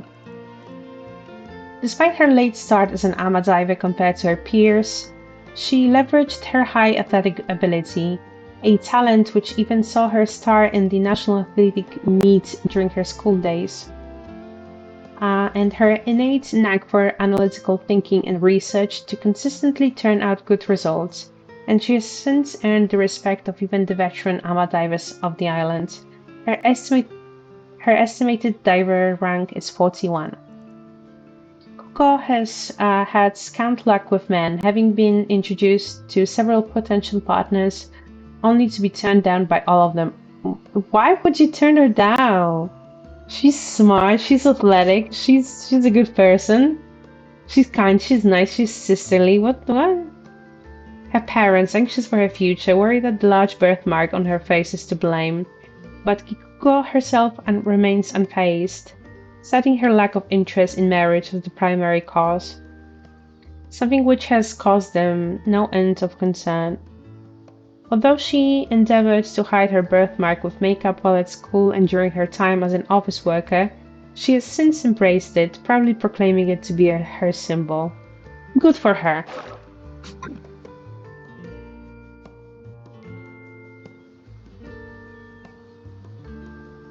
Phew, thanks. I knew I could rely on you youngins to help out. Youngins? You're a youngun too, Kikuko. She's like nice nature from Umamusume. Aw, how kind. Pretty sure you're the only ones who'd say that, though. I was told out of nowhere to make sure anything valuable was stowed away just in case a storm hits. What a pain. So you're getting ready for the storm, too. Yeah, pretty silly when the weather's this good, huh? It's not like I can say no, though. Speaking of pains, I overheard Chia giving you an earful just now. Are you seriously planning on becoming an ama diver, Yusa? Well, that was the plan, but it's looking like I might be forced into retirement before I even begin. Why now? Didn't you come back here to look after Tsuyu? Yes, but I still have to work, and I've always been interested in ama diving. Gran was also pretty down about no longer being able to dive, so I thought it might cheer her up a bit. So you want to follow in Tsuyu's footsteps. Still, you must have noticed that everyone was on edge just at the thought of you coming back here. If they hear you when diving, they'll likely be a bit of an uproar. Are they really that set against Yusa going in the sea? I've never heard anyone say anything like that. Well, they don't say it where you can hear it. Everyone loves you here and they know you're close with Yusa. They probably feel they can't be that tough on him with you around. What was that? Never mind, forget I said anything.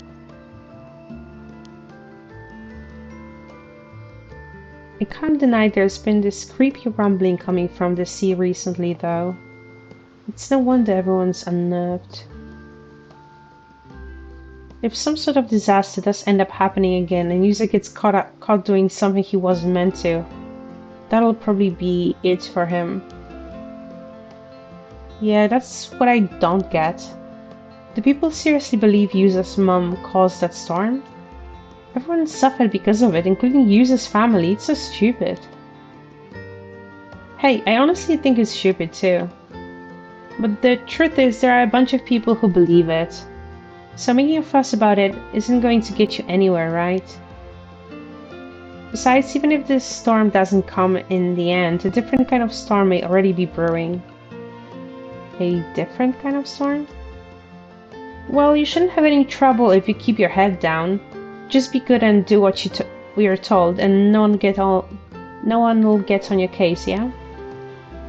Give me a break. Why's he gotta keep his head down here? He was born and raised in Kamishima, just like everyone else. Hey, getting mad at me won't change anything. If it upsets you that much, why don't you leave? Leaving a place like this behind might be for the best, don't you think? Maybe, but I can't just ask my gran to move somewhere else at her age. Then you'll just have to put up with it. If you want to blame anyone, blame your mom. No! Like, from what we know, it is possible that she caused it, but from a perspective of an average person, like, bro, how can a person cause a storm? So like, why would we blame her with as a son? Although he seems to be knowing something about the storm, so. Did his mom even do anything 5 years ago? No one wants to tell us anything. No idea. I only came back here after the disaster, so I don't know what happened at the time. Mr. Wakamura always seems like he knows more than he lets on, though. Now that I think about it, why don't you just ask Tsuyu what she knows? Tsuyu? I've already asked Gran about it countless times. She says she doesn't know anything. And you don't think that's a bit suspicious? If anyone knows something, it'd be her, right? You might be right. She's pretty hard to read. I wouldn't be able to tell if she was hiding something anyway. Anyway, I do feel bad for you, but you just gotta grin and bear it, for everyone's sake, eh?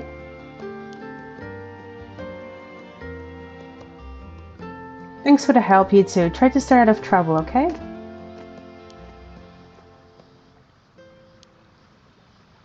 Kikuko really seemed like she didn't know anything, But folks are way more on edge than I thought.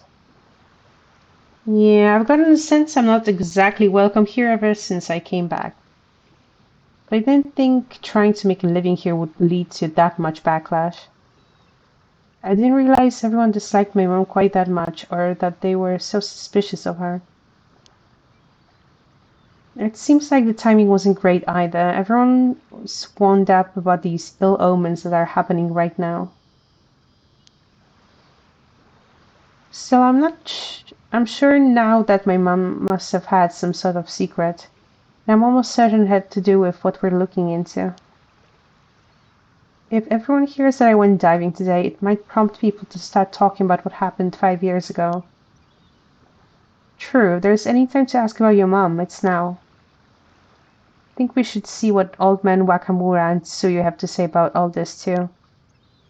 Yeah, assuming Ron agrees to talk about it anyway.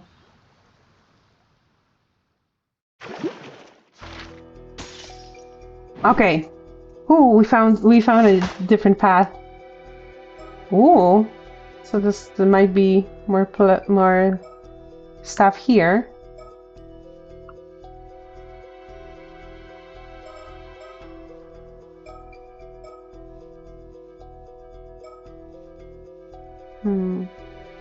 I'm just trying to I'm thinking about the timeline of it.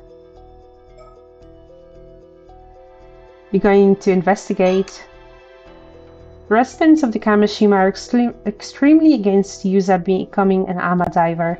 Yuza believes that the hidden secret behind his deceased mother, Maru Minakuchi, is the reason for this, and that it is also the key to finding the mermaids, so he begins a full-scale search. But at least we got some cute memories out of it.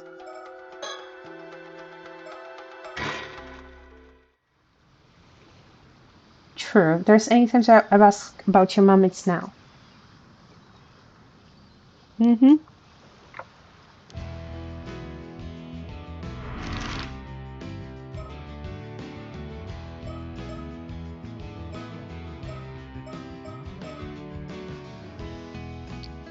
Let's go everywhere, and we can look for the bird stickers.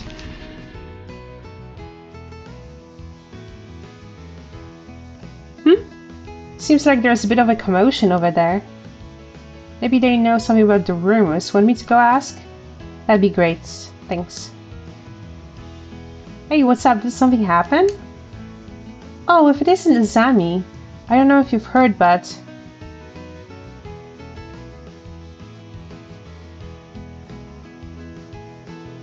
welcome back.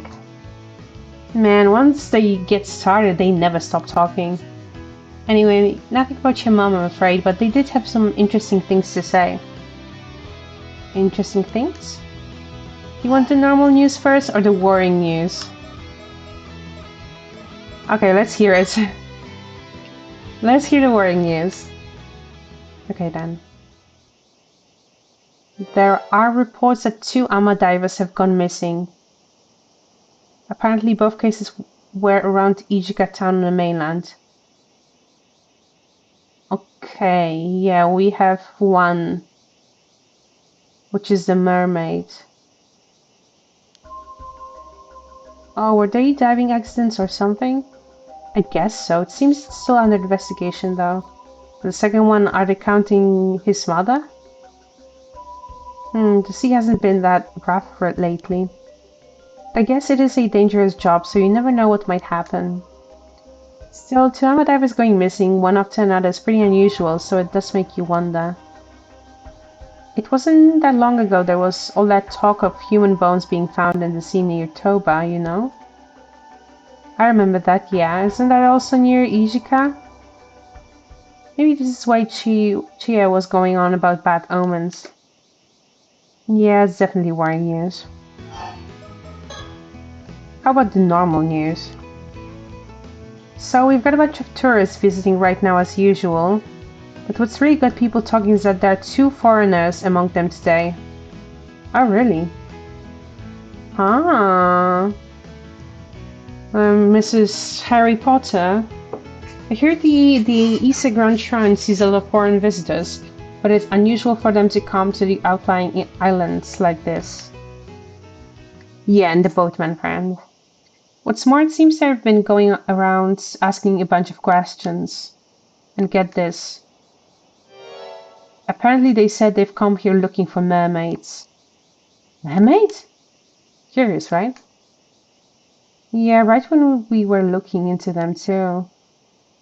And that's not all. For some reason, they were asking about your mom, Mare Minakuchi, too. What? But why would foreign visitors be asking about my mom? Seems like people think they're pretty shady. I was told not to go near them and everything. No, I definitely want to hear what they have to say. I wonder where they are now. They're probably still in Kamashima at least, though the question is where. Well, I guess if we see 2 Westerners around, we'll know who they are, eh? Apparently they're an older man and a young girl, yeah. Yeah, I'm sure we'll know them when we see them. Hope we manage to find them. Okay, looks like that's all the info we're going to get around here. Let's try going somewhere else. No, but I need to... No. But I need to see if there are any stickers. Oh, looks like Kikuko's back. Want to try talking to her again? Yeah, let's give it a shot. What now? I've had my fill of shady rumors for the day, okay? If you want to talk, let's talk about something fun instead. Something fun. Got any ideas, Yuza? Well, how about this?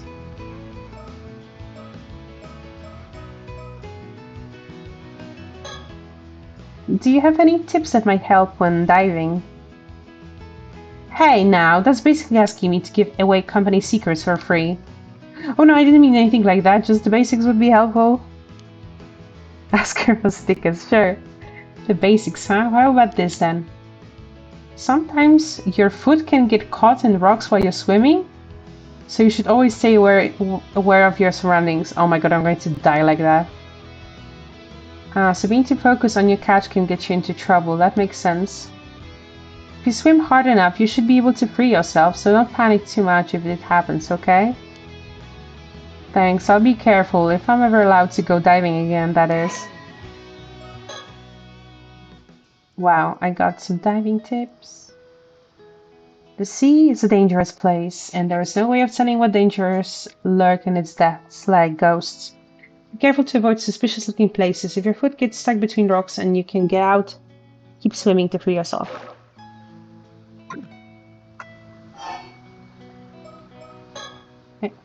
That's all I've got for now. If you want more tips, try asking Tsuyu. About those boxes we helped you with just now, was that the delivery everyone was expecting? Yep, the latest Kamishima merch, hot off the presses. I thought so. What do we have this time? You want to know? I'll bet Azami's keen to find out. He's always wearing the t-shirt. Sure am. I mean, the t-shirt goes hard. Gonna show the world how much I love Kamishima. Tourists seem to love that shirt too. You wearing it all the time should make for great advertising. Anyway, the latest addition to our souvenir lineup is this. What is that? A hand mirror? Bingo! A specially made hand mirror with a Kameshimaru design on the back. So what do you think? Looks great. Why did you go with another hand mirror though? Well, mirrors are a pretty prominent symbol of protection for sailors. Comes from the hope that the sea will be as smooth as glass, I guess. There are even regions where mirrors are used as offerings to the sea god. Oh, that's cool. With all these people living on the island and surrounded by the sea, I can see why mirrors are seen as symbols of good fortune here. And it's small enough to fit in your pocket too. It's both cute and practical. Wow, you really thought of everything, huh? We've actually been handing these out to ama divers around the island since yesterday. I told them it was a charm and that they should hang on to it for good luck. Oh, so everyone has one. That's kind of nice. Another way to bring us all together. You're an ama diver too now. Right, Yuza? Why don't you take one? Alright, I don't know if it's okay to count you as a diver given what happened earlier. Okay, give me the mirror. Come on, this is just a souvenir. If I want to be able to dive, at least I will have this as a consolation prize. Like it really matters. We've got plenty, so you should take one too. Yay! Thanks. Sorry for the trouble. I got a hand mirror. It's no big deal. I don't want you to feel left out or anything.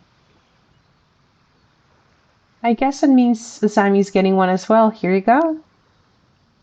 I wonder if it will come in handy to like fight someone else's curse. Well, really, I'm always down for more Kameshimaru merch. A sure thing. Keep it safe and sound in your pocket, and maybe it'll keep you safe too. Everyone else was really happy to get theirs too. Even your grandma seemed to like it, Yuza. Said she'd be sure to use it from now on. Really? I'm glad to hear it. Oh yeah, there's something I've been wondering for a while. Yeah? Were you the one who came up with the idea for Kameshimaru, Kikuka? Nope, I can't take credit for that one. Oh right, I forgot you didn't know Yuza. Know what? At one point, the local youth organization was trying to come up with souvenir ideas for tourists. Tsukasa stepped up and suggested creating a mascot character for Kamishima. She even drew the design for it. Oh, that makes sense, because she's cute and she created a cute mascot. Mascot characters are all the rage nowadays, you know? There are even mascots for the World Expo and the Japan Games. Oh, I see, so Tsukasa drew this? I only heard about it after the fact too. I didn't know she was so good at drawing. More like she's good at design, because that's the most important part for stuff like that. And it's not just a cute little turtle. The unique look on its face makes a big impression. Yeah, the old guys here didn't seem too sure about it at first though. Thanks to Zami's fervent endorsement, it ended up making the cut. I just don't want Tsukasa's design to go to waste, you know? She put a lot of effort into it. I think it's a great mascot too, for what it's worth. How interesting. I'm glad I asked.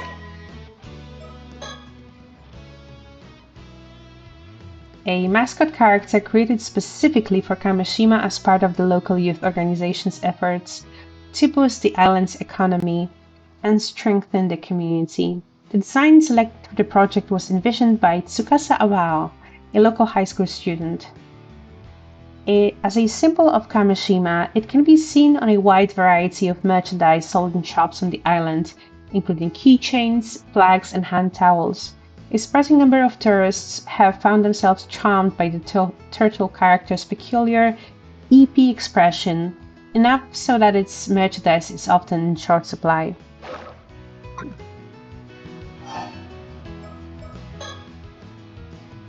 There's a bunch of Kameshimaru merch now. Keychains, notepads, you name it.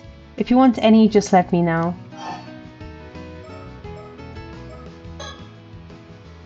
Did you go diving today as well, Kikuko? Oh, you mean that whole thing about how we're supposed to stay out of the sea? No one I know is paying attention to that. I took a boat out into the bay from the northern shore, but didn't end up with much to show for it. The North Sea, huh? Did anyone go with you? No, I went by myself. Why do you ask? No particular reason. Just taking notes for later. What? Oh, I see. You're really serious about becoming an ama diver. Huh? It'd be a real shame if you couldn't become one with that enthusiasm. I'd like to help, but the timing's really not the best right now.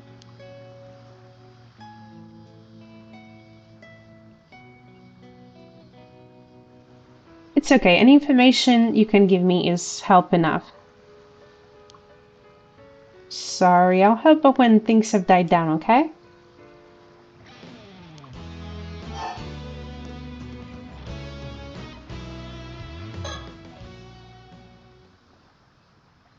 By the way, Yuza, how much practice did you manage to get in today? Enough to not be a complete beginner anymore, I think. Right on, you definitely have potential, that much is for sure. Wow, it's pretty impressive you can tell all that just by looking at him. Hey, I thought of a way I can show my support. If you manage to get a high score of 2,000 points in one diving session, I'll give you a special prize. Oh my god, you have to do it. Whoa, isn't that great, Yuza? What was your highest score today again? Let's see. No, it's only 232 points. Oh, I'm afraid you were quite up to snuff. Too bad. I brought this shame to my name as the patron saint of diving.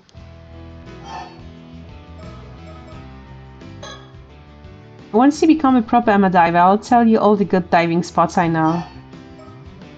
Hey, let's finish this conversation with her, and we can try like leveling up a little with the minigame. By the way, have you seen the 2 foreign tourists that we're supposed to be visiting today? Wait a sec. Foreign tourists here today? No way! What did they look like? Did they have blonde hair? Were they cool? I'm not sure. We don't know that much about it. I guess that means you haven't seen them either, though. Yeah, I guess they didn't come this way. Hey, now you two had better not be thinking of following them around to golf. You don't want them to think we're all unsophisticated louts out here, do you? Oh, she's so cute. Weren't you just asking whether they were cool or not? I don't know what you're talking about. But if you see them, you'll come and tell me, right? Right? Okay, we will. Man, I sure hope I run into those foreigners before they leave. She's not even trying to hide what she really thinks anymore. Have you heard about the 2 ama divers from the mainland who went missing? Of course I have. They evidently disappeared one right after the other. I guess it's a reminder of just how dangerous the sea can be. Hearing news like this is always pretty sobering. Do you think they were just accidents?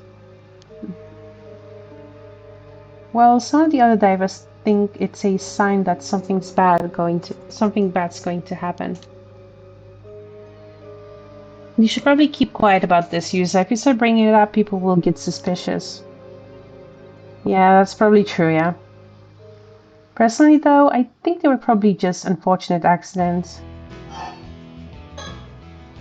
I hope they're both found safe and sound. Oh, was that all? Well, I'll be getting back to work then.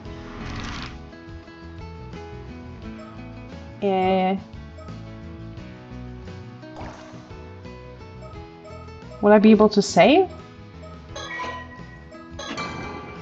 And go back to the chart?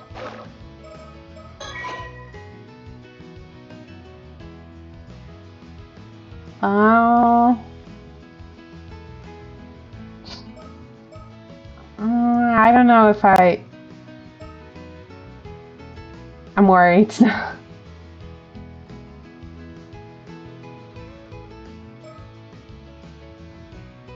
Do I go back and try the mini game, or do I just keep investigating for now?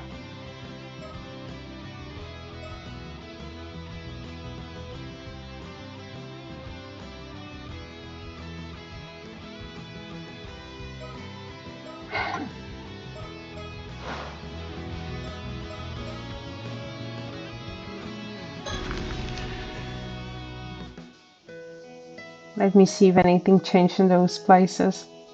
Think we're gonna get any more info here. Let's try somewhere else.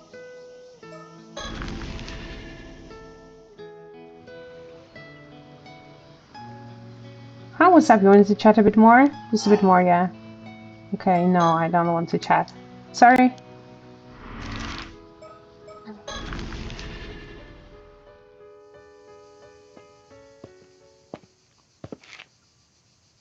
Well, if it isn't Shotaro.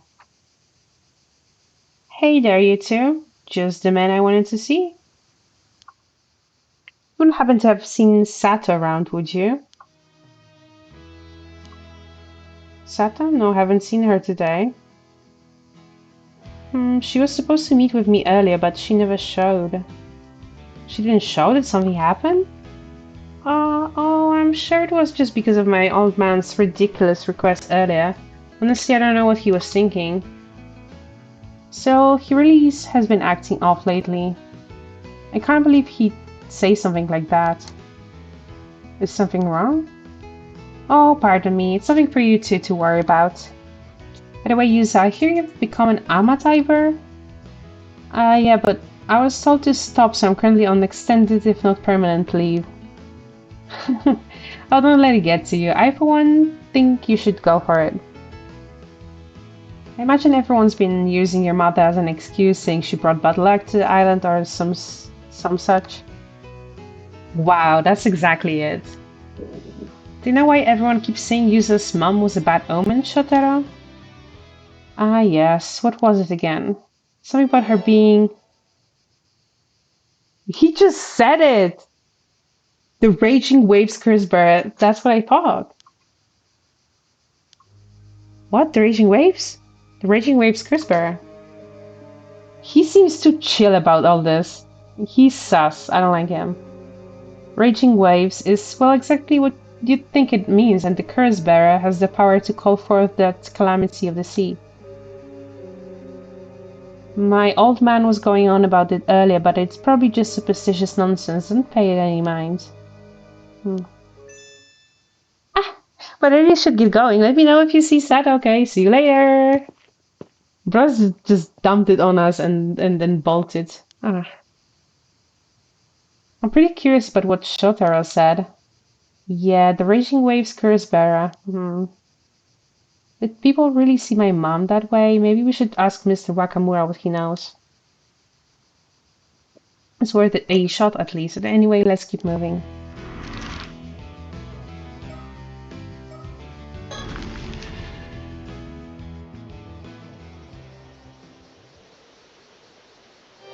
Huh? Oh my god, she got rejected?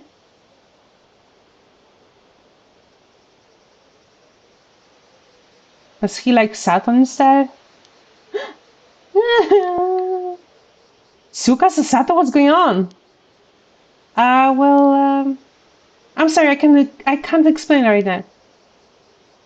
Tsukasa, come on, we're drawing too much attention here. Hey, what was that all about? Something was definitely up with them. I think she got rejected. Yeah, they practically ran off when they saw us. Tsukasa was crying. What the hell could have happened? I'm worried too, but Saba said she can't explain right now. I'm sure that means they'll tell us what's up later. True, we shouldn't grill them if they're not ready to talk about it. Still, I get the feeling we probably shouldn't tell Shota we saw Sato here. Yeah, let's keep this to ourselves until we learn a bit more.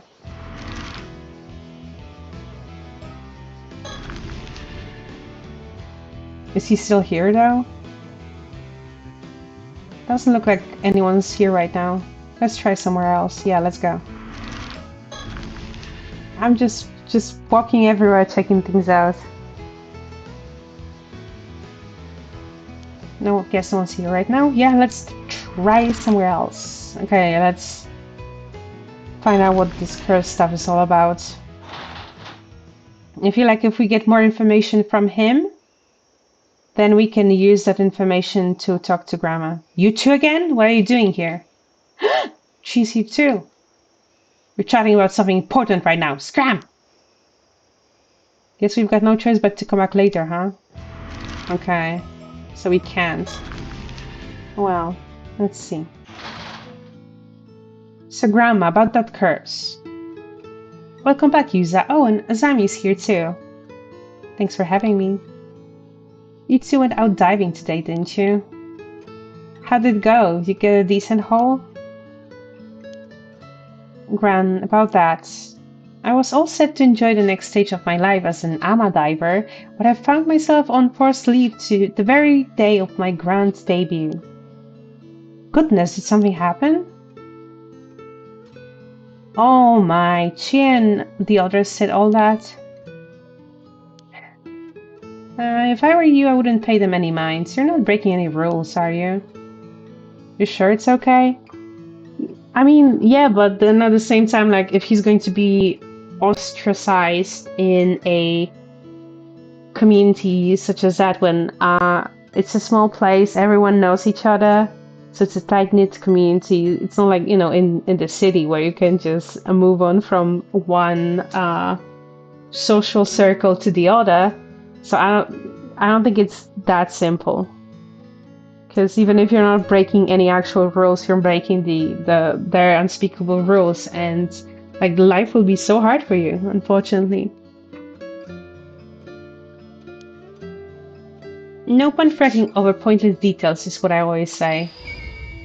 Grandma, I don't think it's that simple. Let's get the grandma lore. Yusa Minakuchi's paternal grandmother, and a former ama diver. Born in the Taisho period, she has a relaxed and broad-minded nature, but her tendency not to concern herself with the finer details often makes those around her uneasy. Although now retired due to health issues, she was one of the best ama divers on Kamishima, especially in her younger days, during which she had a fierce rivalry with Chie Toyama. Ah, okay. What if Chie dislikes Yuza more because of that? It's like, I will not admit it, but you're the grandson of my enemy. Also known as Chie the Mermaid. Later years saw them reconcile, as they could often be seen talking, laughing together at the diver's hut while grilling their catches. But what if that's not all that it is? She lost her husband in the war when her son Tosuke Minakuchi was 3 years old.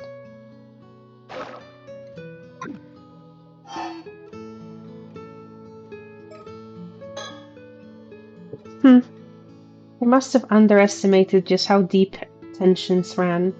I never imagined they'd still be that hostile towards her. I thought things would have calmed down by now for sure. I'm sorry, Yuza. It's okay, Gran. Not being allowed to dive isn't the end of the world or anything. Kind of is, because like you need to take care of your grandma and you need to work, and like I think the and options to get a job on an island such as that are pretty limited. But are you sure there isn't a reason no one wants to talk about Mom? Well, no reason I can think of. Stop lying to me, Grandma. I'd like to get to the bottom of things there if possible. It's going to affect my life here if I don't. And I'd like to clear Mom's name too. If you don't mind me saying, it does seem pretty weird that people would be this upset just by Yuza coming back to Kamishima. You sure there's not some particular reason they don't like the thought of him going out diving? Well, no reason I can think of. Grandma, please. The exact same answer as before. She's determined to pretend she doesn't know. Gran, I know you've always been reluctant to talk about Mom. But I'm not a child anymore. Isn't it about time you told me the truth? Mama.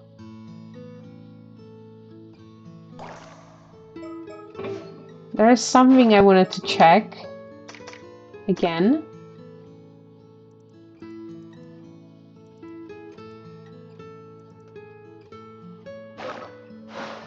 Never mind. So, how did you dive out in the bay go? The dive went perfectly. You may know me only as your grandson Yuza, but in truth, I'm a living legend, Kamishima's patron saint of diving. Well, now that does sound impressive. But I think living legend is a bit much. I'd rate you as a legend in training at best. You could tell all that just with a single glance. Oh my god, because like they already know, like they maybe the conversation is based on my level.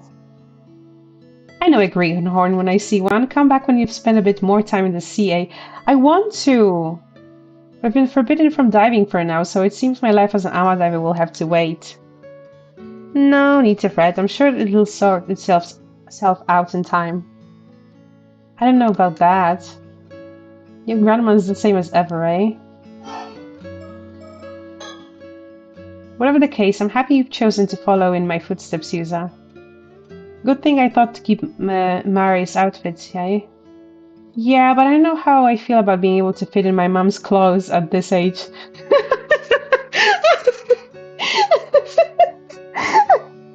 Sorry, that just caught me off guard. Yuza is so funny sometimes. You never did get any taller after middle school, did you? Oh, Grandma, that's... You didn't have to add this. Damn, has my constant diet of fresh seafood meant nothing? It's nothing you need to worry about, Yuza. It doesn't make you any less charming. Give me some tipsy. Do you have any diving advice for me, Gran? Advice, hey? Let me see. If you're looking to get a higher score in a single dive, yes, I am looking for that because I need the prize. You should focus on gathering everything you can, even the small fry. Getting 10 or 15 will earn you a bonus to your final score. Okay. Okay, write that down. If you manage to nab a big catch, switching your focus to bringing in as many small catches as possible should net you a good result. I see, that'll be a great help.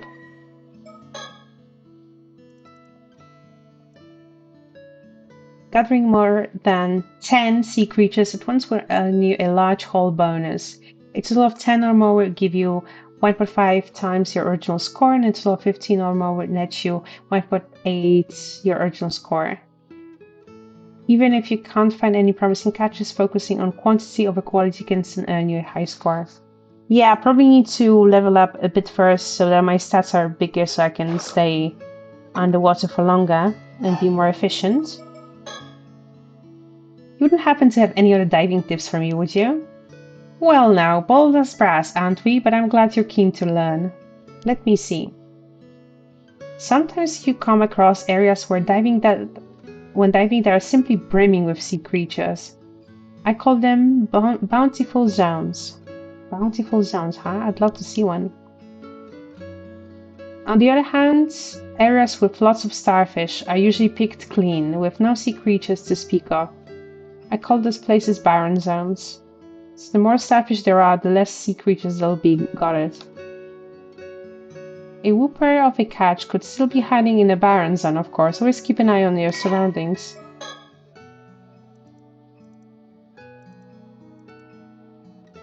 Occasionally you will encounter underwater areas teeming with sea creatures known as bountiful zones.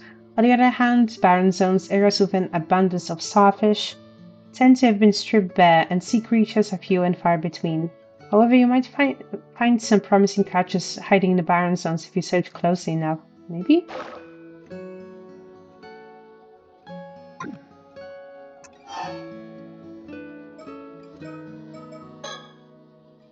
I'm sorry I had to leave early today to go diving, Gran.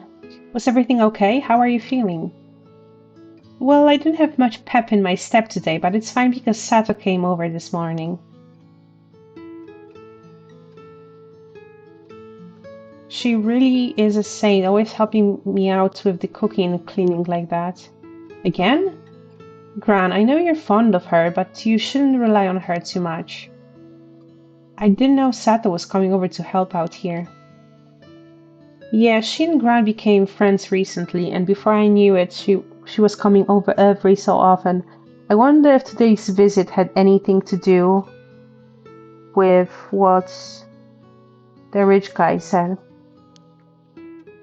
Sato's such a nice young lady. She even chats with me about all the latest TV drama developments. Yeah, 'cause that's her special interest. She's a bit she's a bit naive in some ways, but she's a quick learner. Remembers everything I tell her almost instantly. What if that was her mission to like get close to grandma to find out some information? I had no idea. I said she could relax here a while, but she left early today. I'm glad you're having fun, but make sure to thank her properly sometime, okay? Alright? Of course, of course.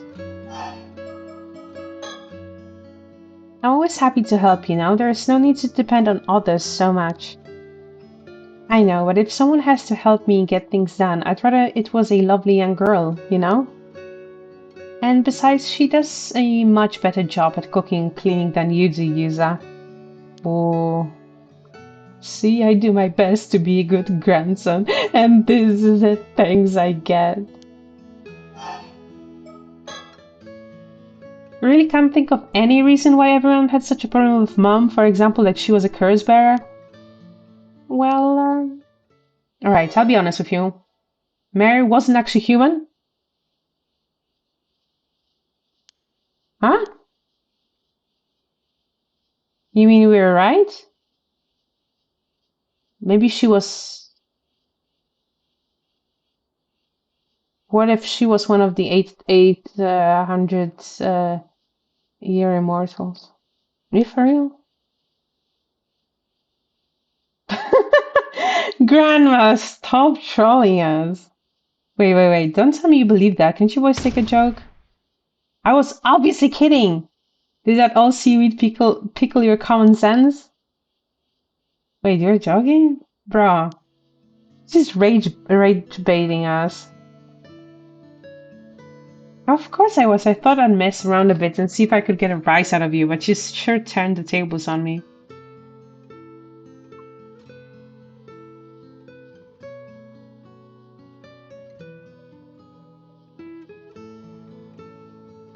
Turning a prank around on me like that. I have nothing more to teach you, Yankuza. Oh, and here I fell for it. Hook, line, and sinker.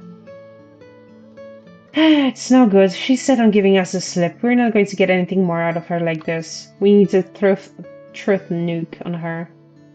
Yeah. We should be more willing to talk if we had more information.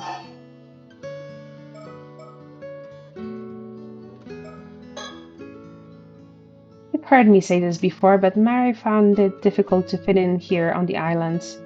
The environment she'd grown up in was quite different, you see. She struggled to adapt to life in a small community. No other reason I can think of for the beef the others had with her. Okay, Grandma. Let me get some information from the rich guy and then hit you with a truth nuke for the prank that you played on us. We're going out again for a bit, Gran. Got it? Me to take care, okay?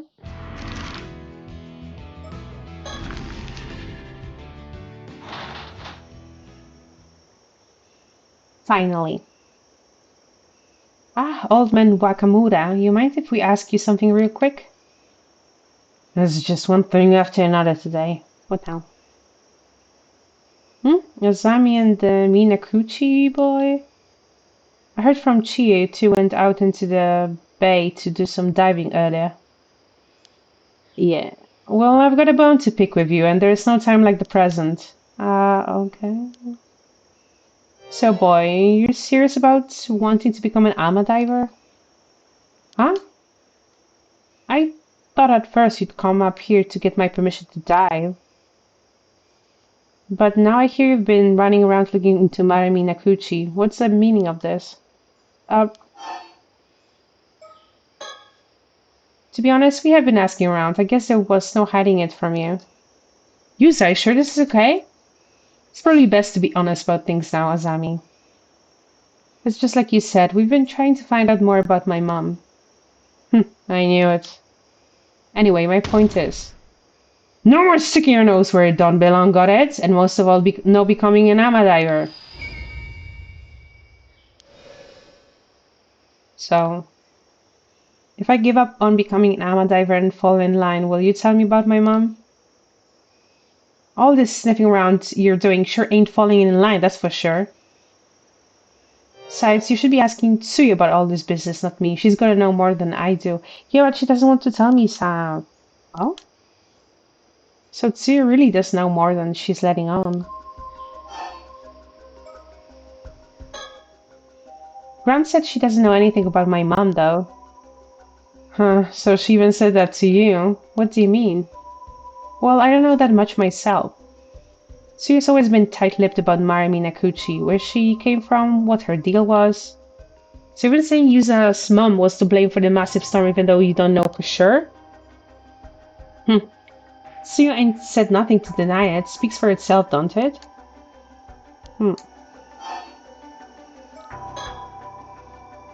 If you don't like what you're hearing, you should go ask Tsuyu about it yourselves. Mr. Wakamura, what is the Raging Waves curse bearer? What? Where did you hear about that? It's gotta be Shotaro. Boy never could keep his mouth shut. We heard it's some sort of curse that whips the waves into a frenzy. Does something like that really exist? It does. The Southern Sea disaster 5 years ago was caused by that very same curse. The curse of the raging waves. And Yamada Marami Nakuchi was the one who brought it down on us. Where's your proof? That storm was no natural disaster, it was entirely preventable. But how do you know it was her? Like, there were other people involved. Someone else could have had that specific curse stone. So, what information do you have that it's her, other than no one likes her here? If we'd only stopped her from going to the bay that day, Kamishima wouldn't have had to suffer such a tragedy. What? My mom would never have done something like that. Just because you don't remember don't mean she wasn't up to something out there. As to whether it was intentional or not, who can say? But it don't make a difference either way. I don't get how you can say Mrs. Mare was a curse bearer or whatever if you didn't know anything about her. Yeah. Yeah, do you have any proof? Proof? Oh my god, I've got the words of the trustworthy sorcerer backing me up. That's all the proof I need. The sorcerer? You basing all this on what some woo-woo wizard said? Give me a break. You can believe what you like. Don't change the fact that curses and spirits are as real as anything else. Bah, I don't have time to butt heads with you two, but I know what I'm saying is the honest truth. Looks like there's no point trying to change his mind. Old man's as stubborn as a mule. So you really think there's a storm coming and that storm is caused by a curse? Okay, of course I do. Some fellas who said they were with the police dropped by to warn me about it yesterday, in fact. Police? Why would the police be warning you about a curse? Hey, I reckon they were just phonies trying to take advantage of the curse for their own benefit. But even you two must have noticed that rumbling coming from the sea over the last few days, right? And it's that goddamn cloud! That's proof the curse of the raging waves is getting stronger. So that's why you've been telling everyone to stop taking their boats out and prepare for a storm. Okay, but like, we know Yusa's mom is alive, but like, what about them? If they think she caused it and now it's back again and she's supposedly gone missing, so what's their reasoning behind this? So that's why you've been telling everyone to stop taking their boats out and prepare for a storm. Sure is. Naturally, I can't just come out and say it's cause of the curse. There's no telling when or where it'll rear its head. It's too dangerous to go in the water in these circumstances. Even so, we'll have to take our boats out again eventually. Can't keep off the sea forever. We're damn tootin', which is why I gotta find a way to stop the curse as soon as possible. Why would a curse be affecting the sea around here, though? Seems like you two still don't believe me. Fine, let's see if this will change your minds. A long time back, there used to be another island to the south of there, Taishima. It was called, yes? Taishima? This is the first I've heard of it, and not me, I've heard of it before. So we have Taishima popping up again.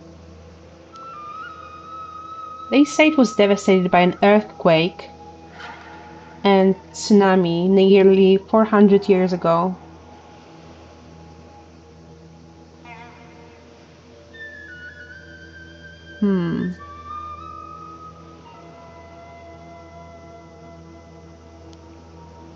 But the truth of the matter is that raiders overran the island and slaughtered every last one of the people who lived there. The murdered islanders' resentments gave rise to the curse of the raging waves. And the resulting storm and tsunami sank the island to the bottom of the sea, raiders and all. Okay. Who were the raiders? Is that relevant? Were the raiders from this island? Is that true? That curse is still roiling about in the seas near here to this very day. Just one little push and that storm could come barreling down on Kamishima next. A push? Something that would awaken the islanders' anger again, such as...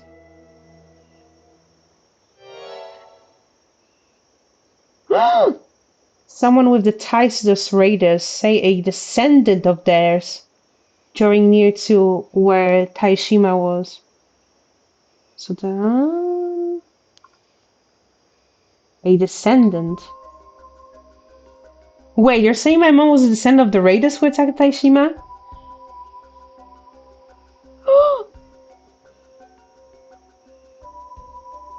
And I thought she was from there originally. But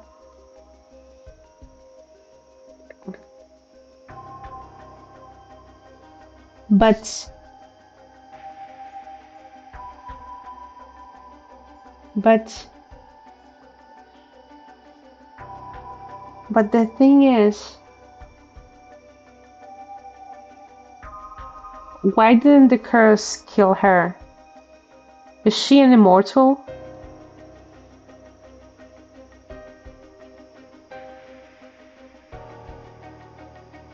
And like, if she's a curse bearer, then means she can control the curse. So why would the curse let uh, the very people it wants to go against like control? Right.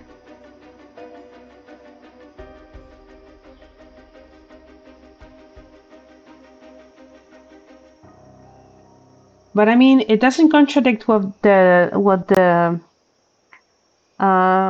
the housewife lady was saying, because she said that was a sole survivor. So obviously, our assumption was that it was the original inhabitant of the island, but it also could be the raider. Interesting.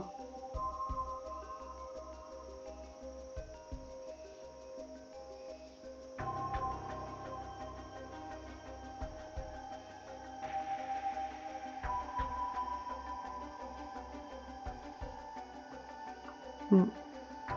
Sure am, as her son, you share her blood. But how could that? Only natural everyone would see you as a bad omen, no? I really didn't want you back on the island, you know? You should be grateful I didn't have you shipped back to the mainland on the next ferry. Hmm. You telling me that's how everyone's seen Yus and his folks all this time? It's fine, Azami. Let's hear the rest of what he has to say. Well, we don't know yet if that story is true, because obviously, like, they might have the wrong idea, so we'll see how it develops. Are you saying the reason the curse of the raging waves reawakened is because I came back to Kamishima? Nah, there was signs even before you came back, so the direct cause was probably something else. Mm-hmm. That still don't change the fact you're a bad omen, though. Okay, cool. How are you even planning to stop the curse? That ain't none of your concern. You just sit tight at home and stay out of my way. And I don't want to hear any more about you going out to sea. Are we clear? And that's all I'm gonna say on the matter. Should be clear now just how much of a danger you are to the island. Now get yourselves home and stay put. Seems like that's all we're gonna get out of him. But maybe we could ask Sui about what we just heard. She might be able to tell us more. Yeah, let's go back.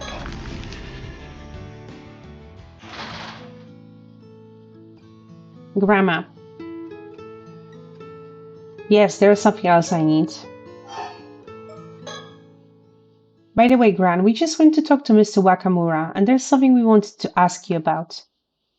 What was that? My hearing's been a bit off recently, you see. Grandma, no more playing games with us. No more pranks. Please don't say that. A lot of AMA divers have ear problems, so it's not really a laughing matter. Someone has no sense of humor. So, did you know that everyone thought Mum was the Raging Waves curse bearer? Wow. I'm impressed you managed to say that without stuttering. Thank you. So, you have heard of it before? Oh, drat me and my big mouth. He said Mum was descended from the ones who first called forth the curse, or something like that. And that's why everyone is so concerned with what I get up to. Is it true, though? Tell me. Well, if you know that much, I suppose I can tell you the truth. No more pranks. I swear to God, Grandma, no more pranks. If I just rest up a bit, I'll be up and around again in no time.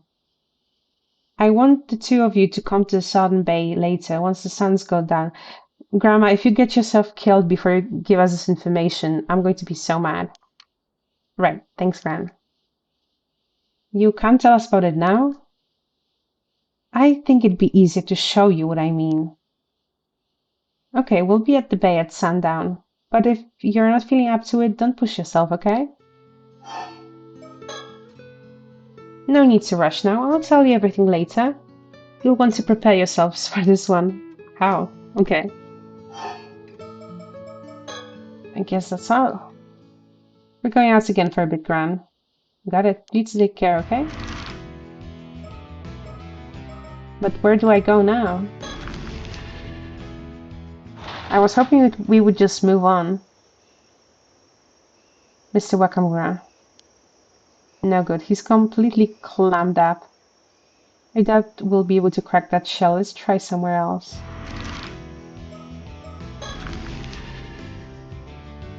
So we just have to walk around until Grandma feels like talking to us. Yeah, just a bit more. Ooh. Have you ever heard of the Curse of the Raging Waves, by the way? Nope, never heard of it. What is it? Well, we went to talk to Mr. Wakamura just now. Wait, so you mean the disaster 5 years ago was caused by some curse? And that same curse is going to cause the same thing to happen again? So it seems. What the hell's he on about, trying to pass things off as some occult trick? Don't tell me to believe that rubbish. Oh, well, it did seem pretty believable. Oh, please. He's obviously feeding you a load of nonsense. I don't know if you two are aware, but there are rumors that the old man's been really into this shady sorcerer recently. I want to meet that shady sorcerer. A sorcerer? Yeah, some sort of miracle worker over in Tokyo or something. Apparently he'll do anything they say. That's probably why he's going on about curses and stuff. Shotaro did say he's been behaving oddly recently. And Shotaro thinks so? Then that's got to be it. So it's just a hoax? No, I don't think so. You shouldn't pay any mind to that hogwash. Besides, doesn't it bother you that he's trying to pin the disaster on some sort of crazy curse?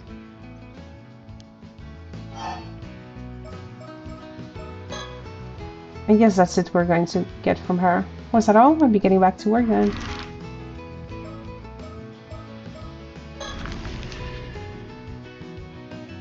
I don't know where I should go now.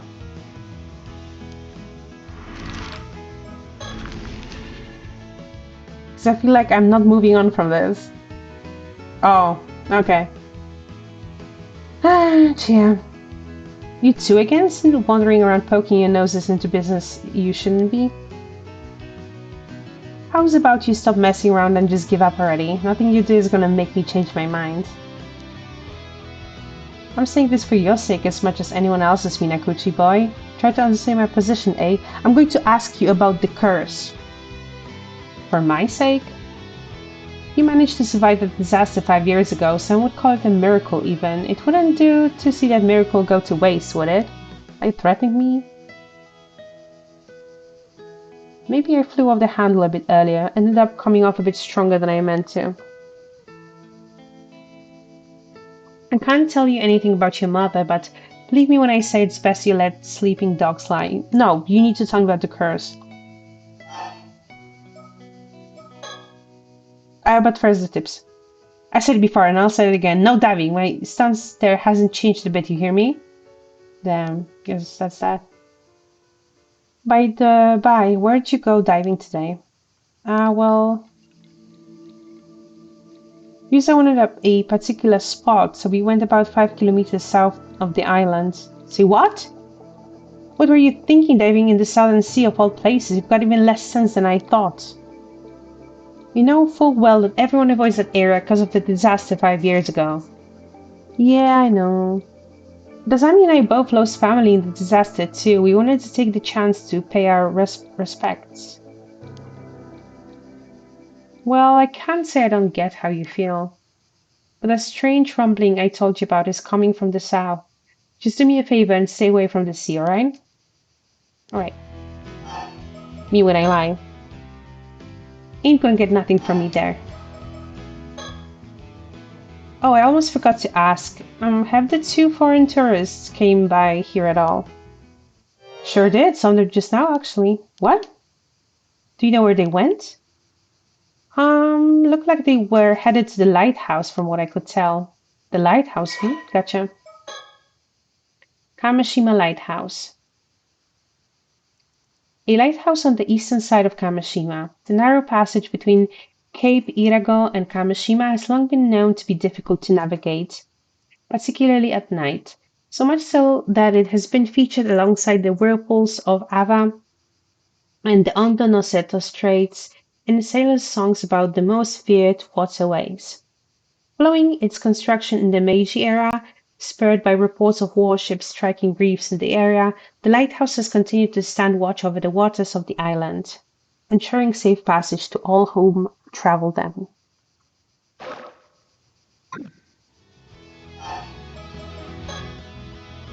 Don't go following them around just because we don't see many foreign folks around these parts, you hear?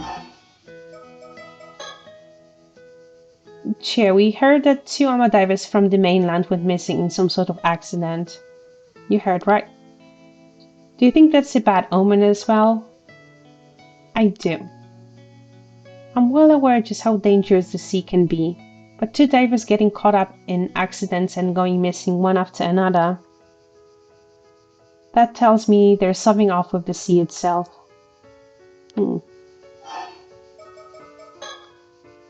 Something's going on in the sea around these parts, mark my words.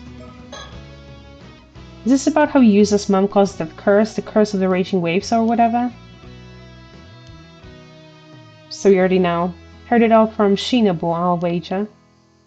Do you believe in the curse, Mrs. Chia? Of course I do. At the very least, I know it's not some old wives' tale. I'm not saying you have to believe it too, though. Don't get me wrong, I don't want to talk bad about the woman or anything, but there was obviously something up with Mari Minakuchi 5 years back. Something was up with her. She always seemed anxious and on edge, and the disaster struck.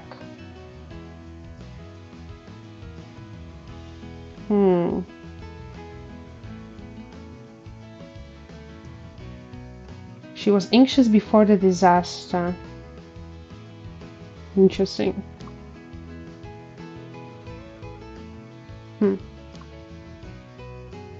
Maybe I'm just reading too much into it, but I can't shake these doubts of mine either. Maybe she just knew too much. We all done here. You two should leave dealing with island matters to Shinobu from now on. Keep your heads down and stay out of trouble, you hear? Yeah. Well, that was something. She isn't a bad person at heart, but she sure is stubborn. Yeah. Let's go to the lighthouse.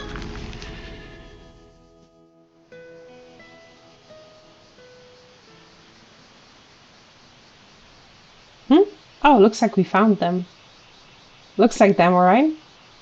Excuse me? You rang? No, I didn't. Do my eyes deceive me? Could these young islanders have come all the way here to talk to us? Welcome, welcome to Kamishima Lighthouse. There's not much here, but please make yourselves at home. Thanks for having us. Why is he the one welcoming us?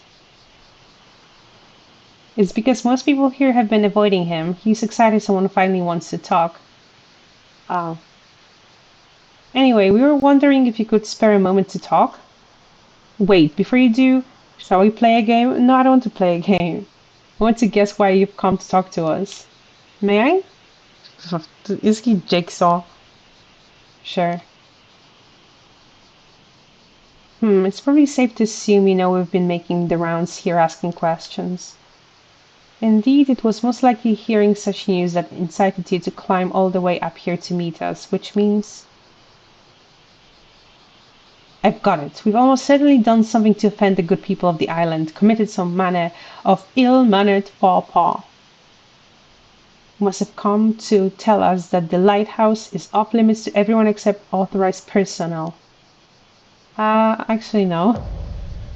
What is this thing?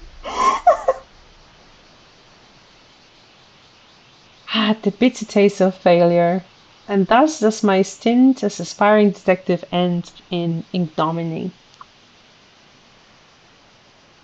Sure, it is really is a video thumbnail files. He just made a soy face. I'd say that whole show was kind of a social faux pas, at least. Don't worry, he's always like this. He'll bounce back in no time. I see, he must be pretty resilient. Since you didn't guess right, do you mind if I continue?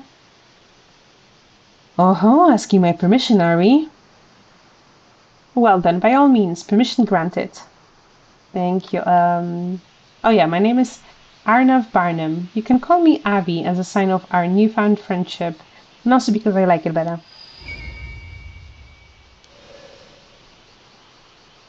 Okay then, Avi. Such a pleasing ring to it, and what can I do for you, young man? Would this girl be your daughter? Not quite. Miss Kirke Lunar Light here is a distant relative of mine. Yes. Mr. Kirke Lunar Light would be me. Nice to meet you. I know how to say her first name. I need to look into it in the next frame. I'm Yusa Minakuchi, a resident of Kamishima, and this is Azami Kumoi. Nice to meet you. Yusa and Azami, eh? The pleasure's mine.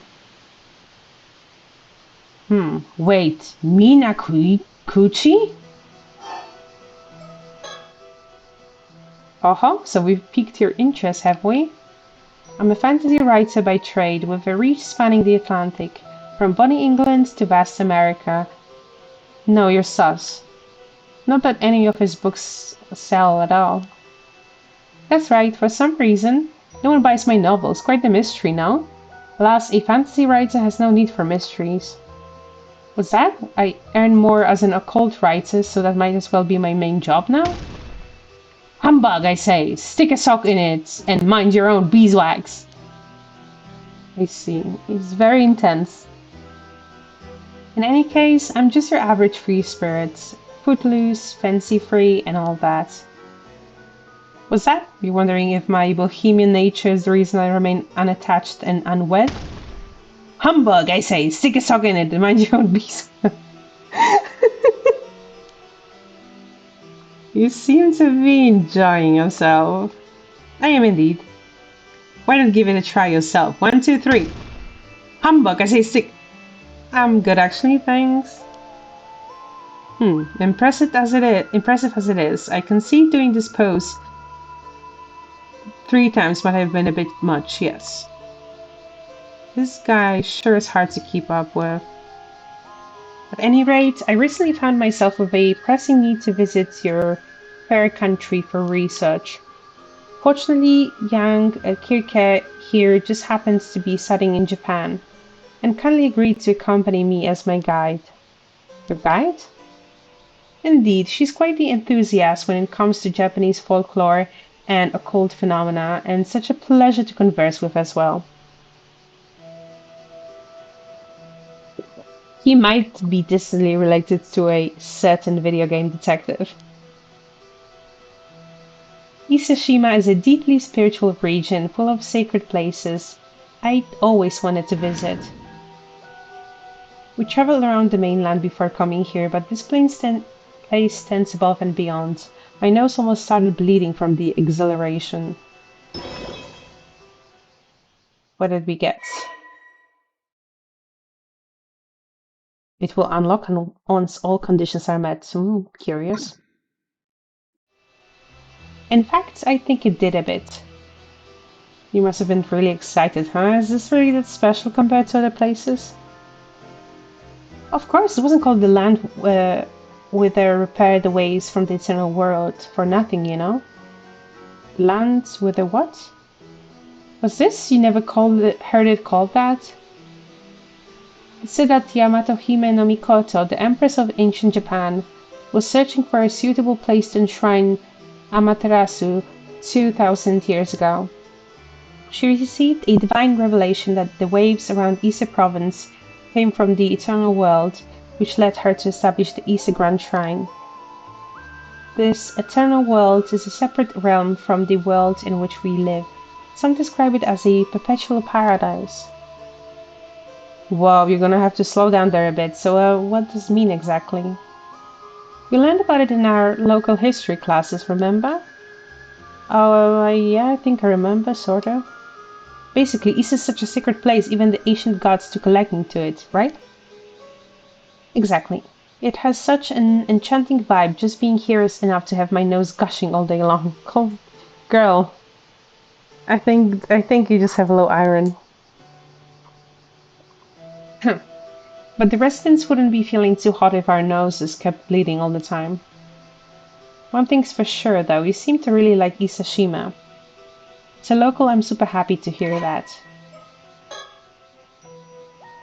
Arnav Barnum, nickname Avi, a fantasy author and occult journalist whose books are published in both America and England, but they apparently don't sell well.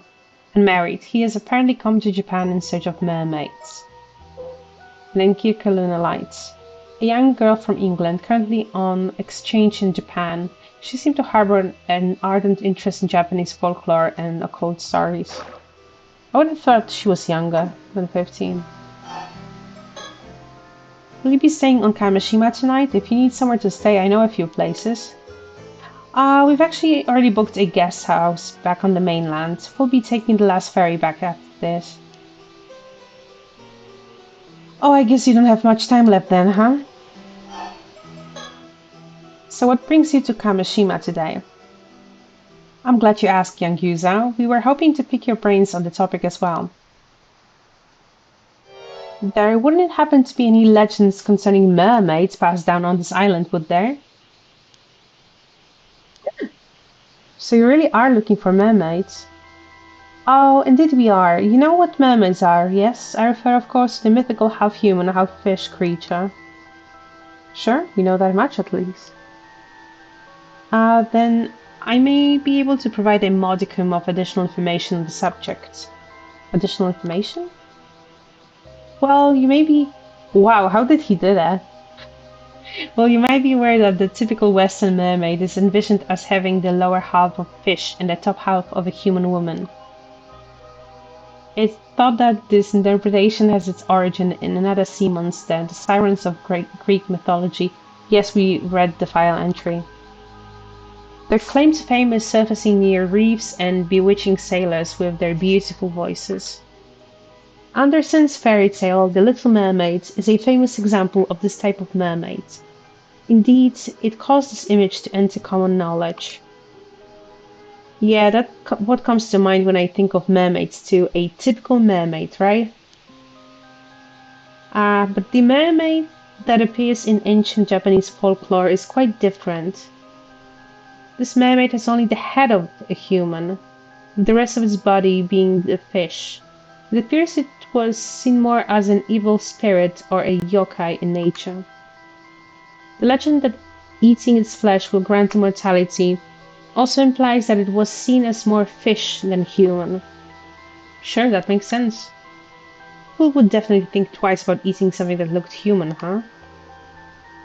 This isn't to say there's a difference in Eastern and Western interpretations of mermaids, mind you.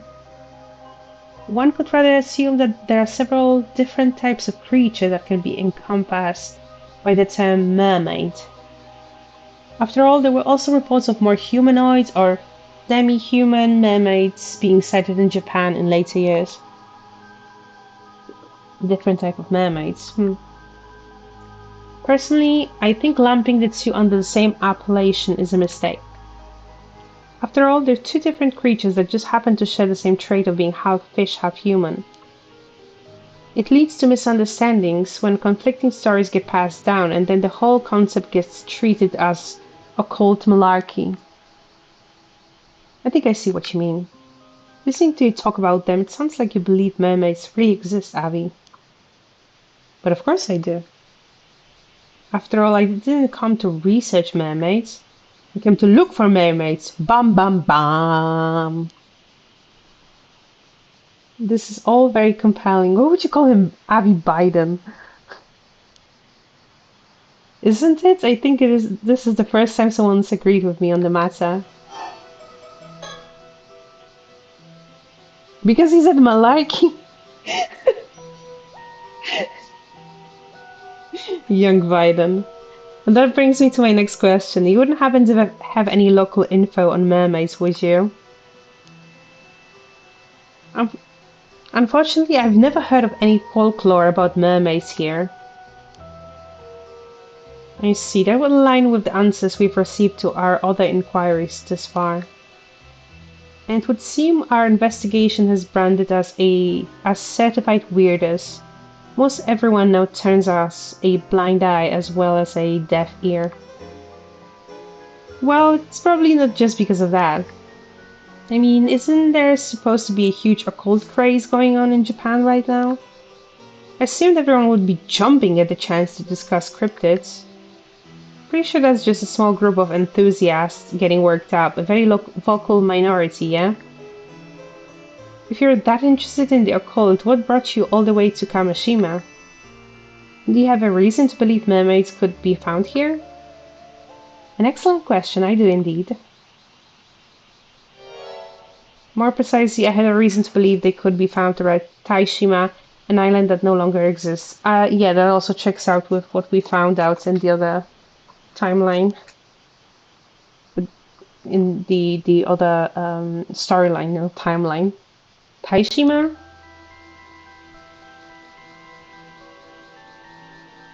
Indeed, I obtained this information through personal research, so I imagine it's not common knowledge.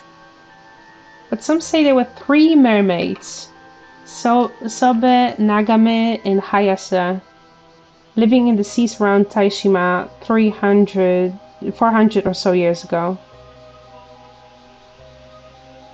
So that's the same time where it was destroyed. 3 of them, and you even know their names? You didn't even know Taishima existed until today.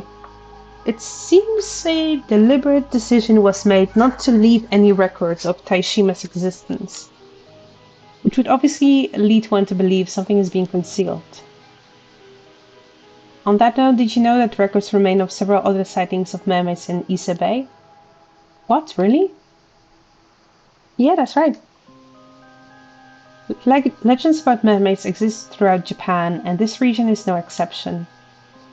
In particular, there are reports of mermaids having been discovered in Tsu City and Ise City, both of which border Ise Bay. Whoa, I had no idea. I've jotted down some notes of these legends, so please take a look if you're interested. Okay, maybe later. Thanks, it's all very interesting. So which type of mermaid are you looking for, Avi? Well, it seems a lot of the mermaid sightings around here, Ise Bay, were fish mermaids. Fish mermaids? But the mermaid sighted around Taishima were apparently the human-mermaid sort. So it stands to reason that any mermaids around here would be human mermaids as well. Human mermaids, you mean the sort that are closer to humans than fish, right? Indeed, the ones closer to fish, meanwhile, are known as fish mermaids. Well, that's what I call them anyway. Let's see. I don't know what that makes it easier to understand or more complicated. In that case, mermaids whose flesh would make you immortal if you eat it would have to be the fish mermaids then, right? Another fine question. It is indeed difficult to imagine people eating the flesh of human mermaids. But I personally believe that human mermaids also have the power to bestow immortality on people. Oh, I wonder. How about another refresher on myth and legends? Are either of you familiar with a place called Ryugu? Yes. Ryugu?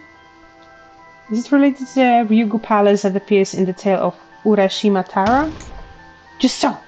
It could well be considered the inspiration for the Undersea Palace in that familiar fairy tale. Whoa, I was right?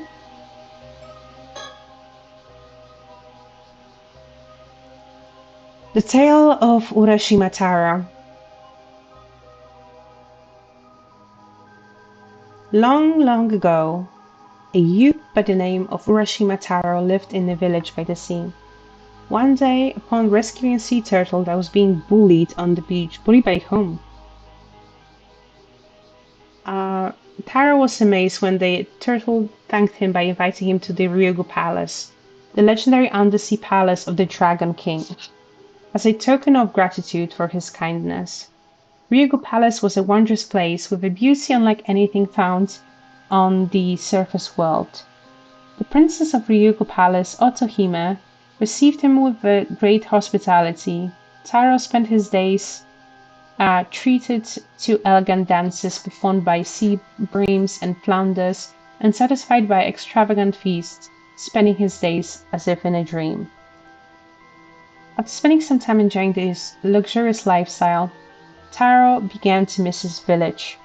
He asked Otohime for permission to return home, and although sad to see him go, the princess granted his request.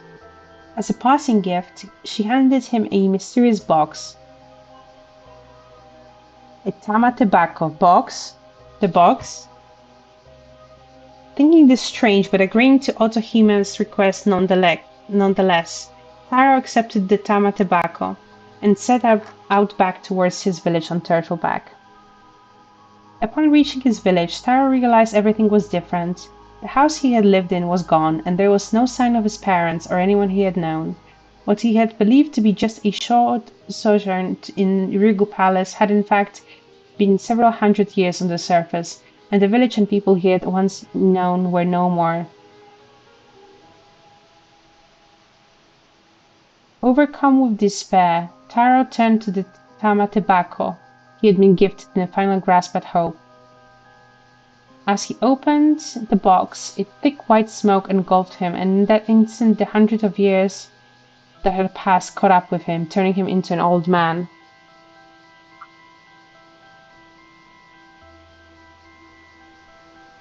So does it actually mean that Mari is immortal? That she managed, because like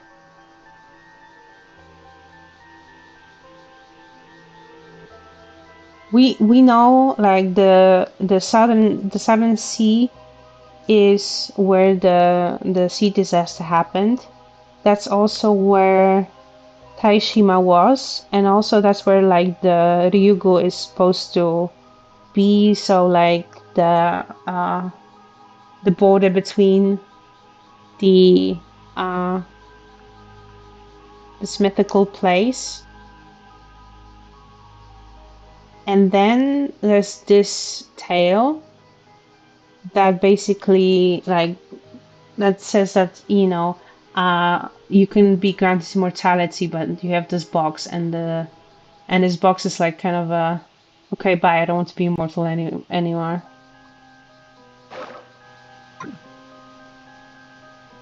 The Ryu dragon surely refers to the god of the sea. Yeah. It's not uncommon for deities associated with what's to be serpentine in nature. This would then make Ryugu the palace where the god of the sea resides, the palace of the Dragon King, yeah? I had no idea Ryugu Palace was based on something else. Ryugu is known for being home to the priestesses who attend the god of the sea. These women are collectively referred to as Otohime.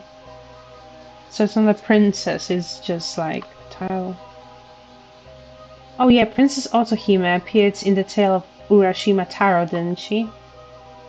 Yeah, but she was described as the ruler of Ryugu Palace in the fairy tale, so she was actually a priestess? A slight embellishment to make for a more interesting story, I assume. Hardly uncommon.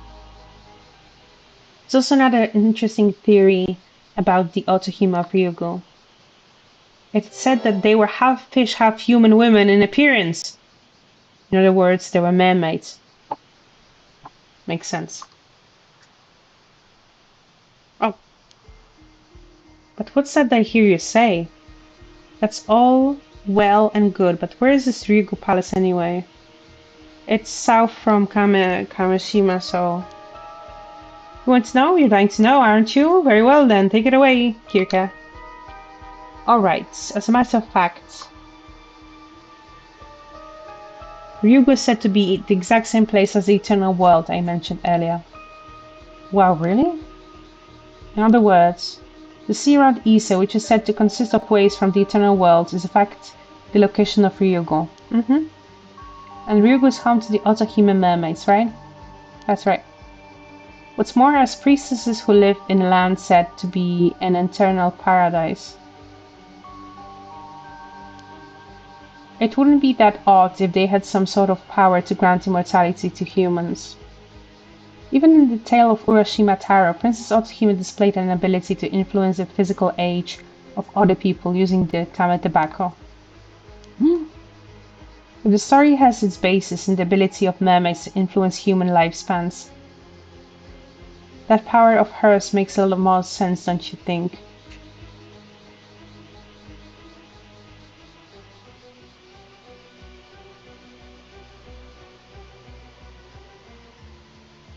So,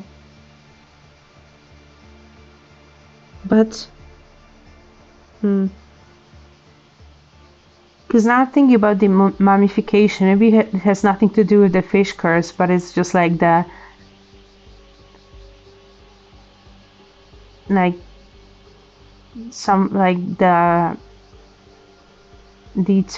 immortality spell being, curse being broken, whatever. Like the box being opened or something. If the story has its basis in the ability of mermaids to influence human lifespans, that power of hers makes a lot more sense, don't you think? I see, so that's why you think human mermaids are able to grant immortality even without eating their flesh. Haha, you see. Intriguing, is it not? But how would you even get to Ryugu? What creature was responsible for bringing Urashima Taro to Ryugu in the eponymous tale? That's right, a turtle or kame. And what is the name of the island we're currently standing upon? Kamishima! And there you have the reason for our visit. Okay. So you believe there might be some clue as to how to get to Ryugu hidden on Kamishima? Could Kamishima really have some sort of link to Ryugu? By the way, Yusa. Yeah? You said your name was Yusa Minakuchi, correct? Yes, that's right. Are you familiar with an individual by the name of Mare Minakuchi? Huh? Mare Minakuchi was my mom. She passed away in an accident 5 years ago. I apologize for the indiscretion. My condolences. 5 years ago, You wouldn't happen to have inherited anything from your mother, would you? No, but what do you mean? Why do you know about my mom? Could she have had some sort of connection to mermaids?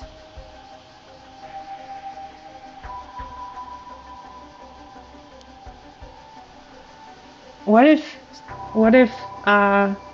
there's some stuff hidden in the clothes that he got from his mom? Oh well, this is more related to my personal research, so I can't say for sure. Please tell me, I'm also looking for mermaids. If you know anything, I have to know. Well now, you've certainly grown lively all of a sudden. Let's calm down a bit, Regrettably, the only lead I have is a rumor that suggests some connection between mermaids and Mare Minakuchi. A rumor from where? You want to know? Well, I suppose you would, wouldn't you? Very well, I'll tell you. I heard it from a descendant of the islanders who used to call Taishima home.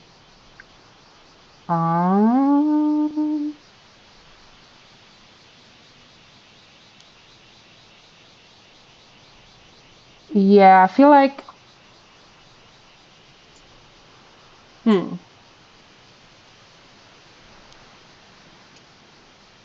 So someone survived the disaster that sunk Taishima and their descendants are still around today? Long story short, yes. Isn't it fascinating? This particular individual was also the one who told me about the 3 mermaids who are said to have lived on Taishima. I see. By the by, if you're also seeking mermaids, you must have some information of your own, yes? Surely this one-sided exchange of knowledge wounds your good conscience. Allow me to remedy that by accepting any information you have. Yusa? Yeah, this is our best lead yet. Let's share what information we can. You see. Uh-huh. So you were saved by a mermaid during the disaster 5 years ago. And you believe the mermaid in question might have been your mother? Yeah, I know it sounds pretty far-fetched. And I know some of it probably comes from me wanting her to still be alive. Oh no, on the contrary, I find it very interesting indeed. Why, you ask? Why? There's a rumor about one of the three mermaids who used to live around Taishima. They say she took on human form several decades ago and has lived among humans ever since? What? No way. But it still could still be someone else. It would fit perfectly with our theory. Color me surprised as well. This is my surprise face, by the way. But it would be very interesting if that was the case.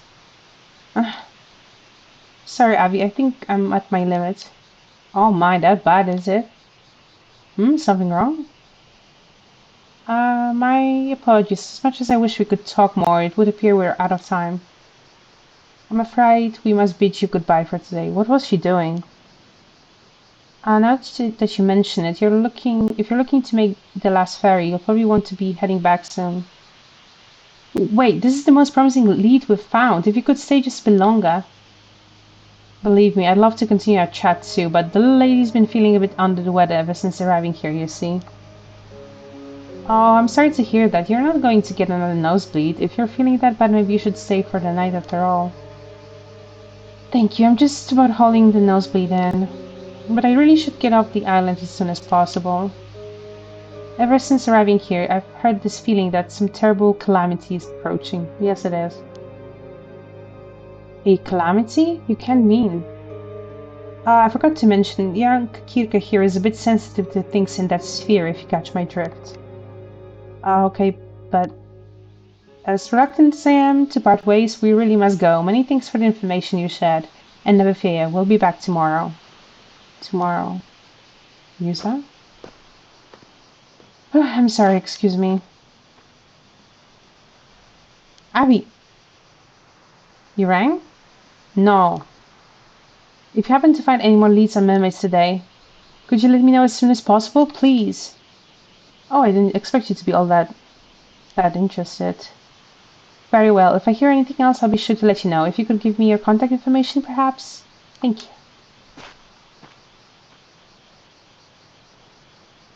Man, that sure was a stroke of good luck. I never thought they'd have so much info for us.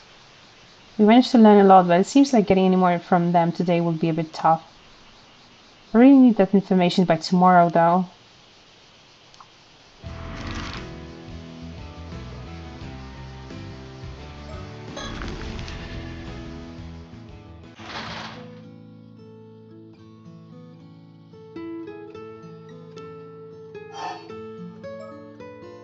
I guess not.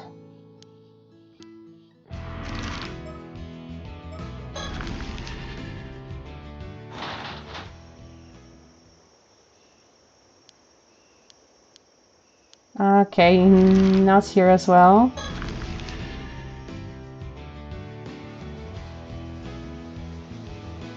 Bro, where do I go?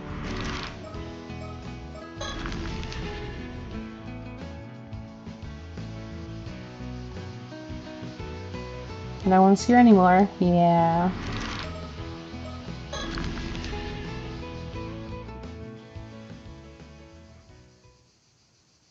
Looks like the sun's starting to set.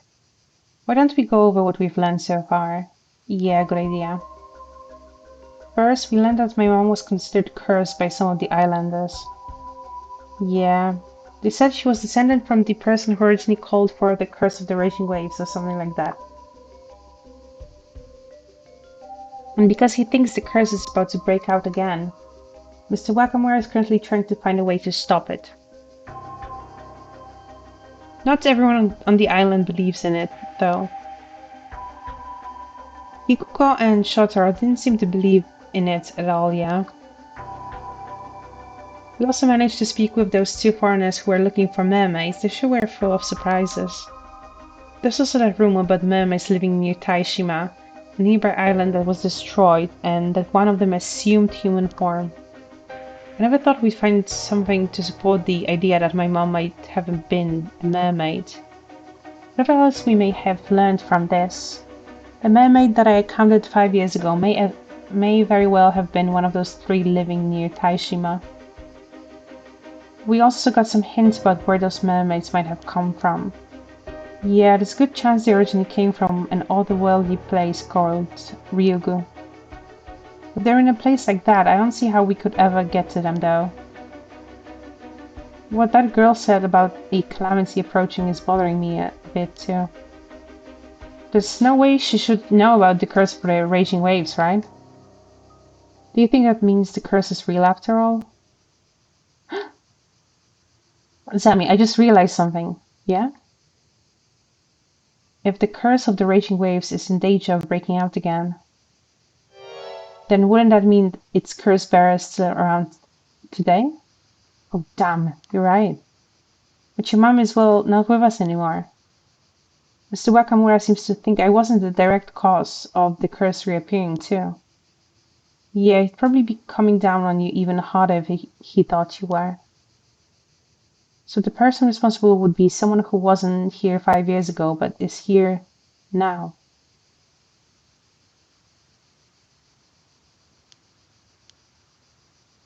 Well, assuming the curse is real anyway. Yeah. Still, I really do wonder if my mom had some sort of link with mermaids. Hope whatever Gran has to tell us shed some light on things. You mean what she's planning to tell us at the bay tonight, yeah? What's wrong? There's a bunch of noise coming from Chua Street. I think I heard screaming. Let's go. Ah! Why? Why? Oh my god, is Grandma dead?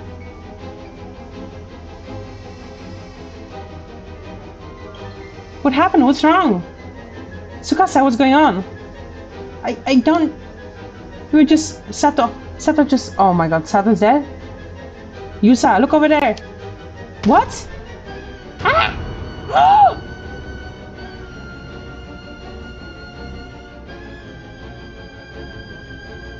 Sato, there's blood everywhere. What happened? She's still moving. That tell me she's dead? Sato just suddenly were just... But then she got cut down. It's the curse of the sword. Whatever it was, we gotta get her to the clinic.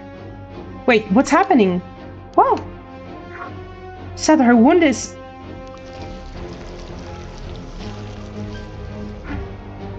What? She's immortal.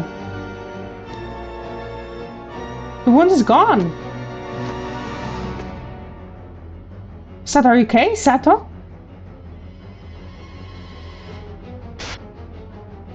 What? Ah! Ah! Oh, Sato!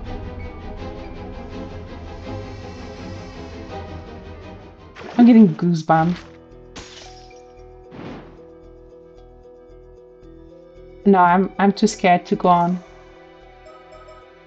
Wait, which one was it? Which one of them was flashing?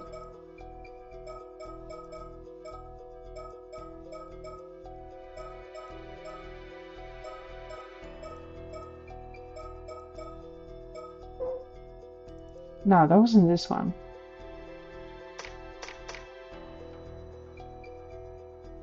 Which one was flashing?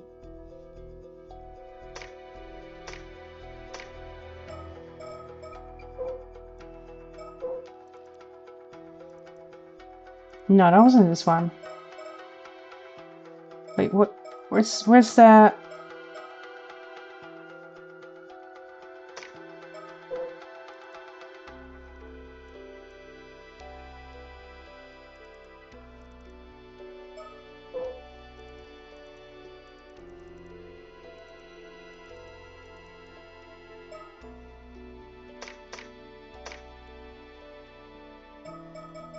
Let's see. But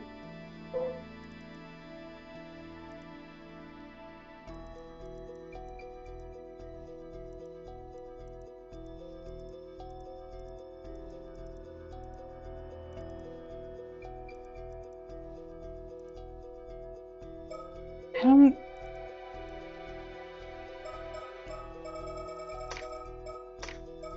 Maybe it's one of the ones that I didn't read.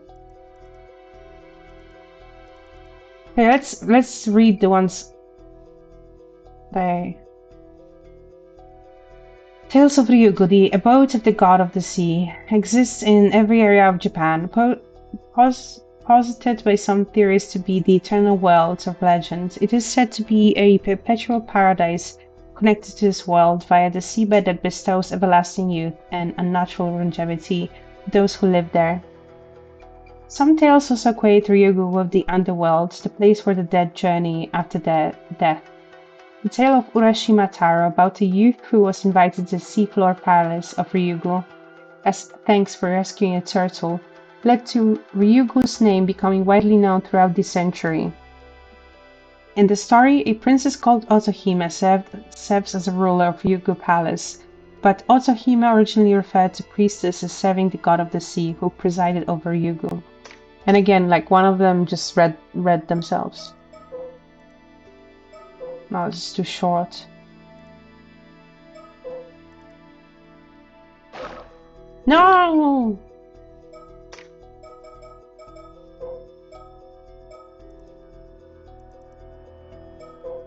I don't think it'll be any of them, but I'm just checking just in case.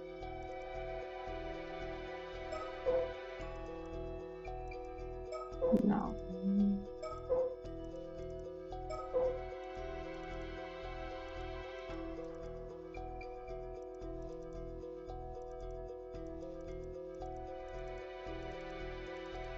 Or are they just messing with me and we don't have that unlocked?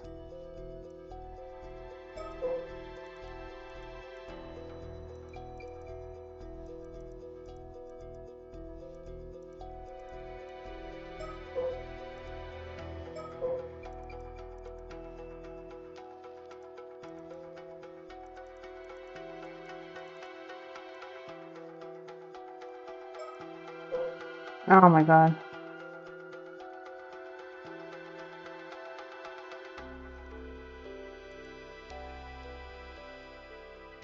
Osato.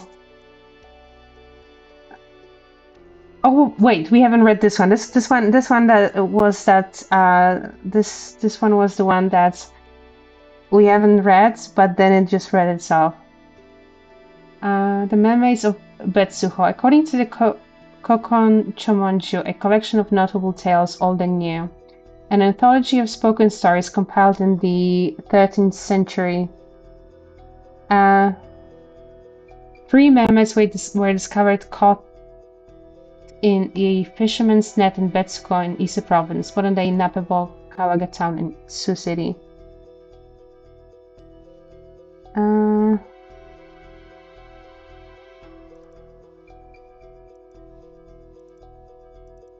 The Mermaid of Futamigaura. There are a total of 6 mermaid sightings mentioned in the Kagenki, ancient annals of Horyuji Temple covering the latter half of the Kamakura period to the Nanbokucho period. One of those entries describes a mermaid sighting in Futami, Ise province, modern-day Futami town in Ise city. In the second year of the Enbun era, 1357, the mermaid was subsequently named Enmeiju, name composed of characters affiliated with long life. Okay.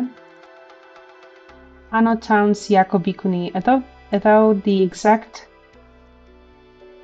same here. Although the exact time period is unclear, legends tell of a girl named Osato from Kusawa in Ano town of Age district, who became immortal after eating the flesh of a mermaid and went on to become Yaobikuni. What? Like, it can't be her, because Yaobikuni is gone, I think. The three mermaids of Taishima. While this information is not recorded in any literature, according to Avi's research, three mermaids, Sobe, Nagame, and Hayase, reportedly lived on Taishima, an island said to have sunk about 400 years ago. Whew. That's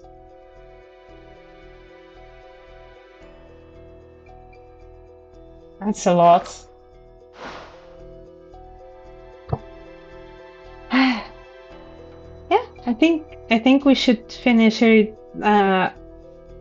for tonight. We got a pretty big cliffhanger. I wanted to do the mini game, but maybe I'll start with it tomorrow to like ease us into getting back into the story. So I hope this, see that's why like Star was just sitting the fan. We at least we got blessed with like this one cute moment, and now it's just. But what about like why her? What happened?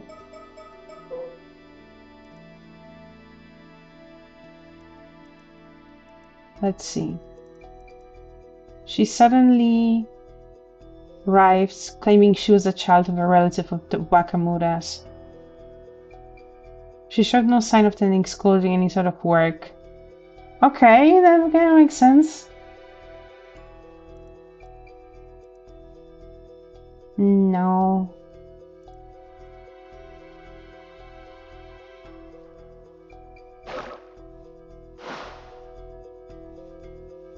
Okay. So I guess that will be it for tonight. Thank you for hanging out with me. And we have to put our thinking caps on to make a sense of all this information. We got info dumped on so hard. The period dramas because she's old, maybe. And maybe like the just like the fascination with TV because like that's something that she didn't experience many years ago in other centuries, and she's like, wow, that's the best thing that happened. Maybe we'll see. Okay, thank you so much. Sleep well. Good night.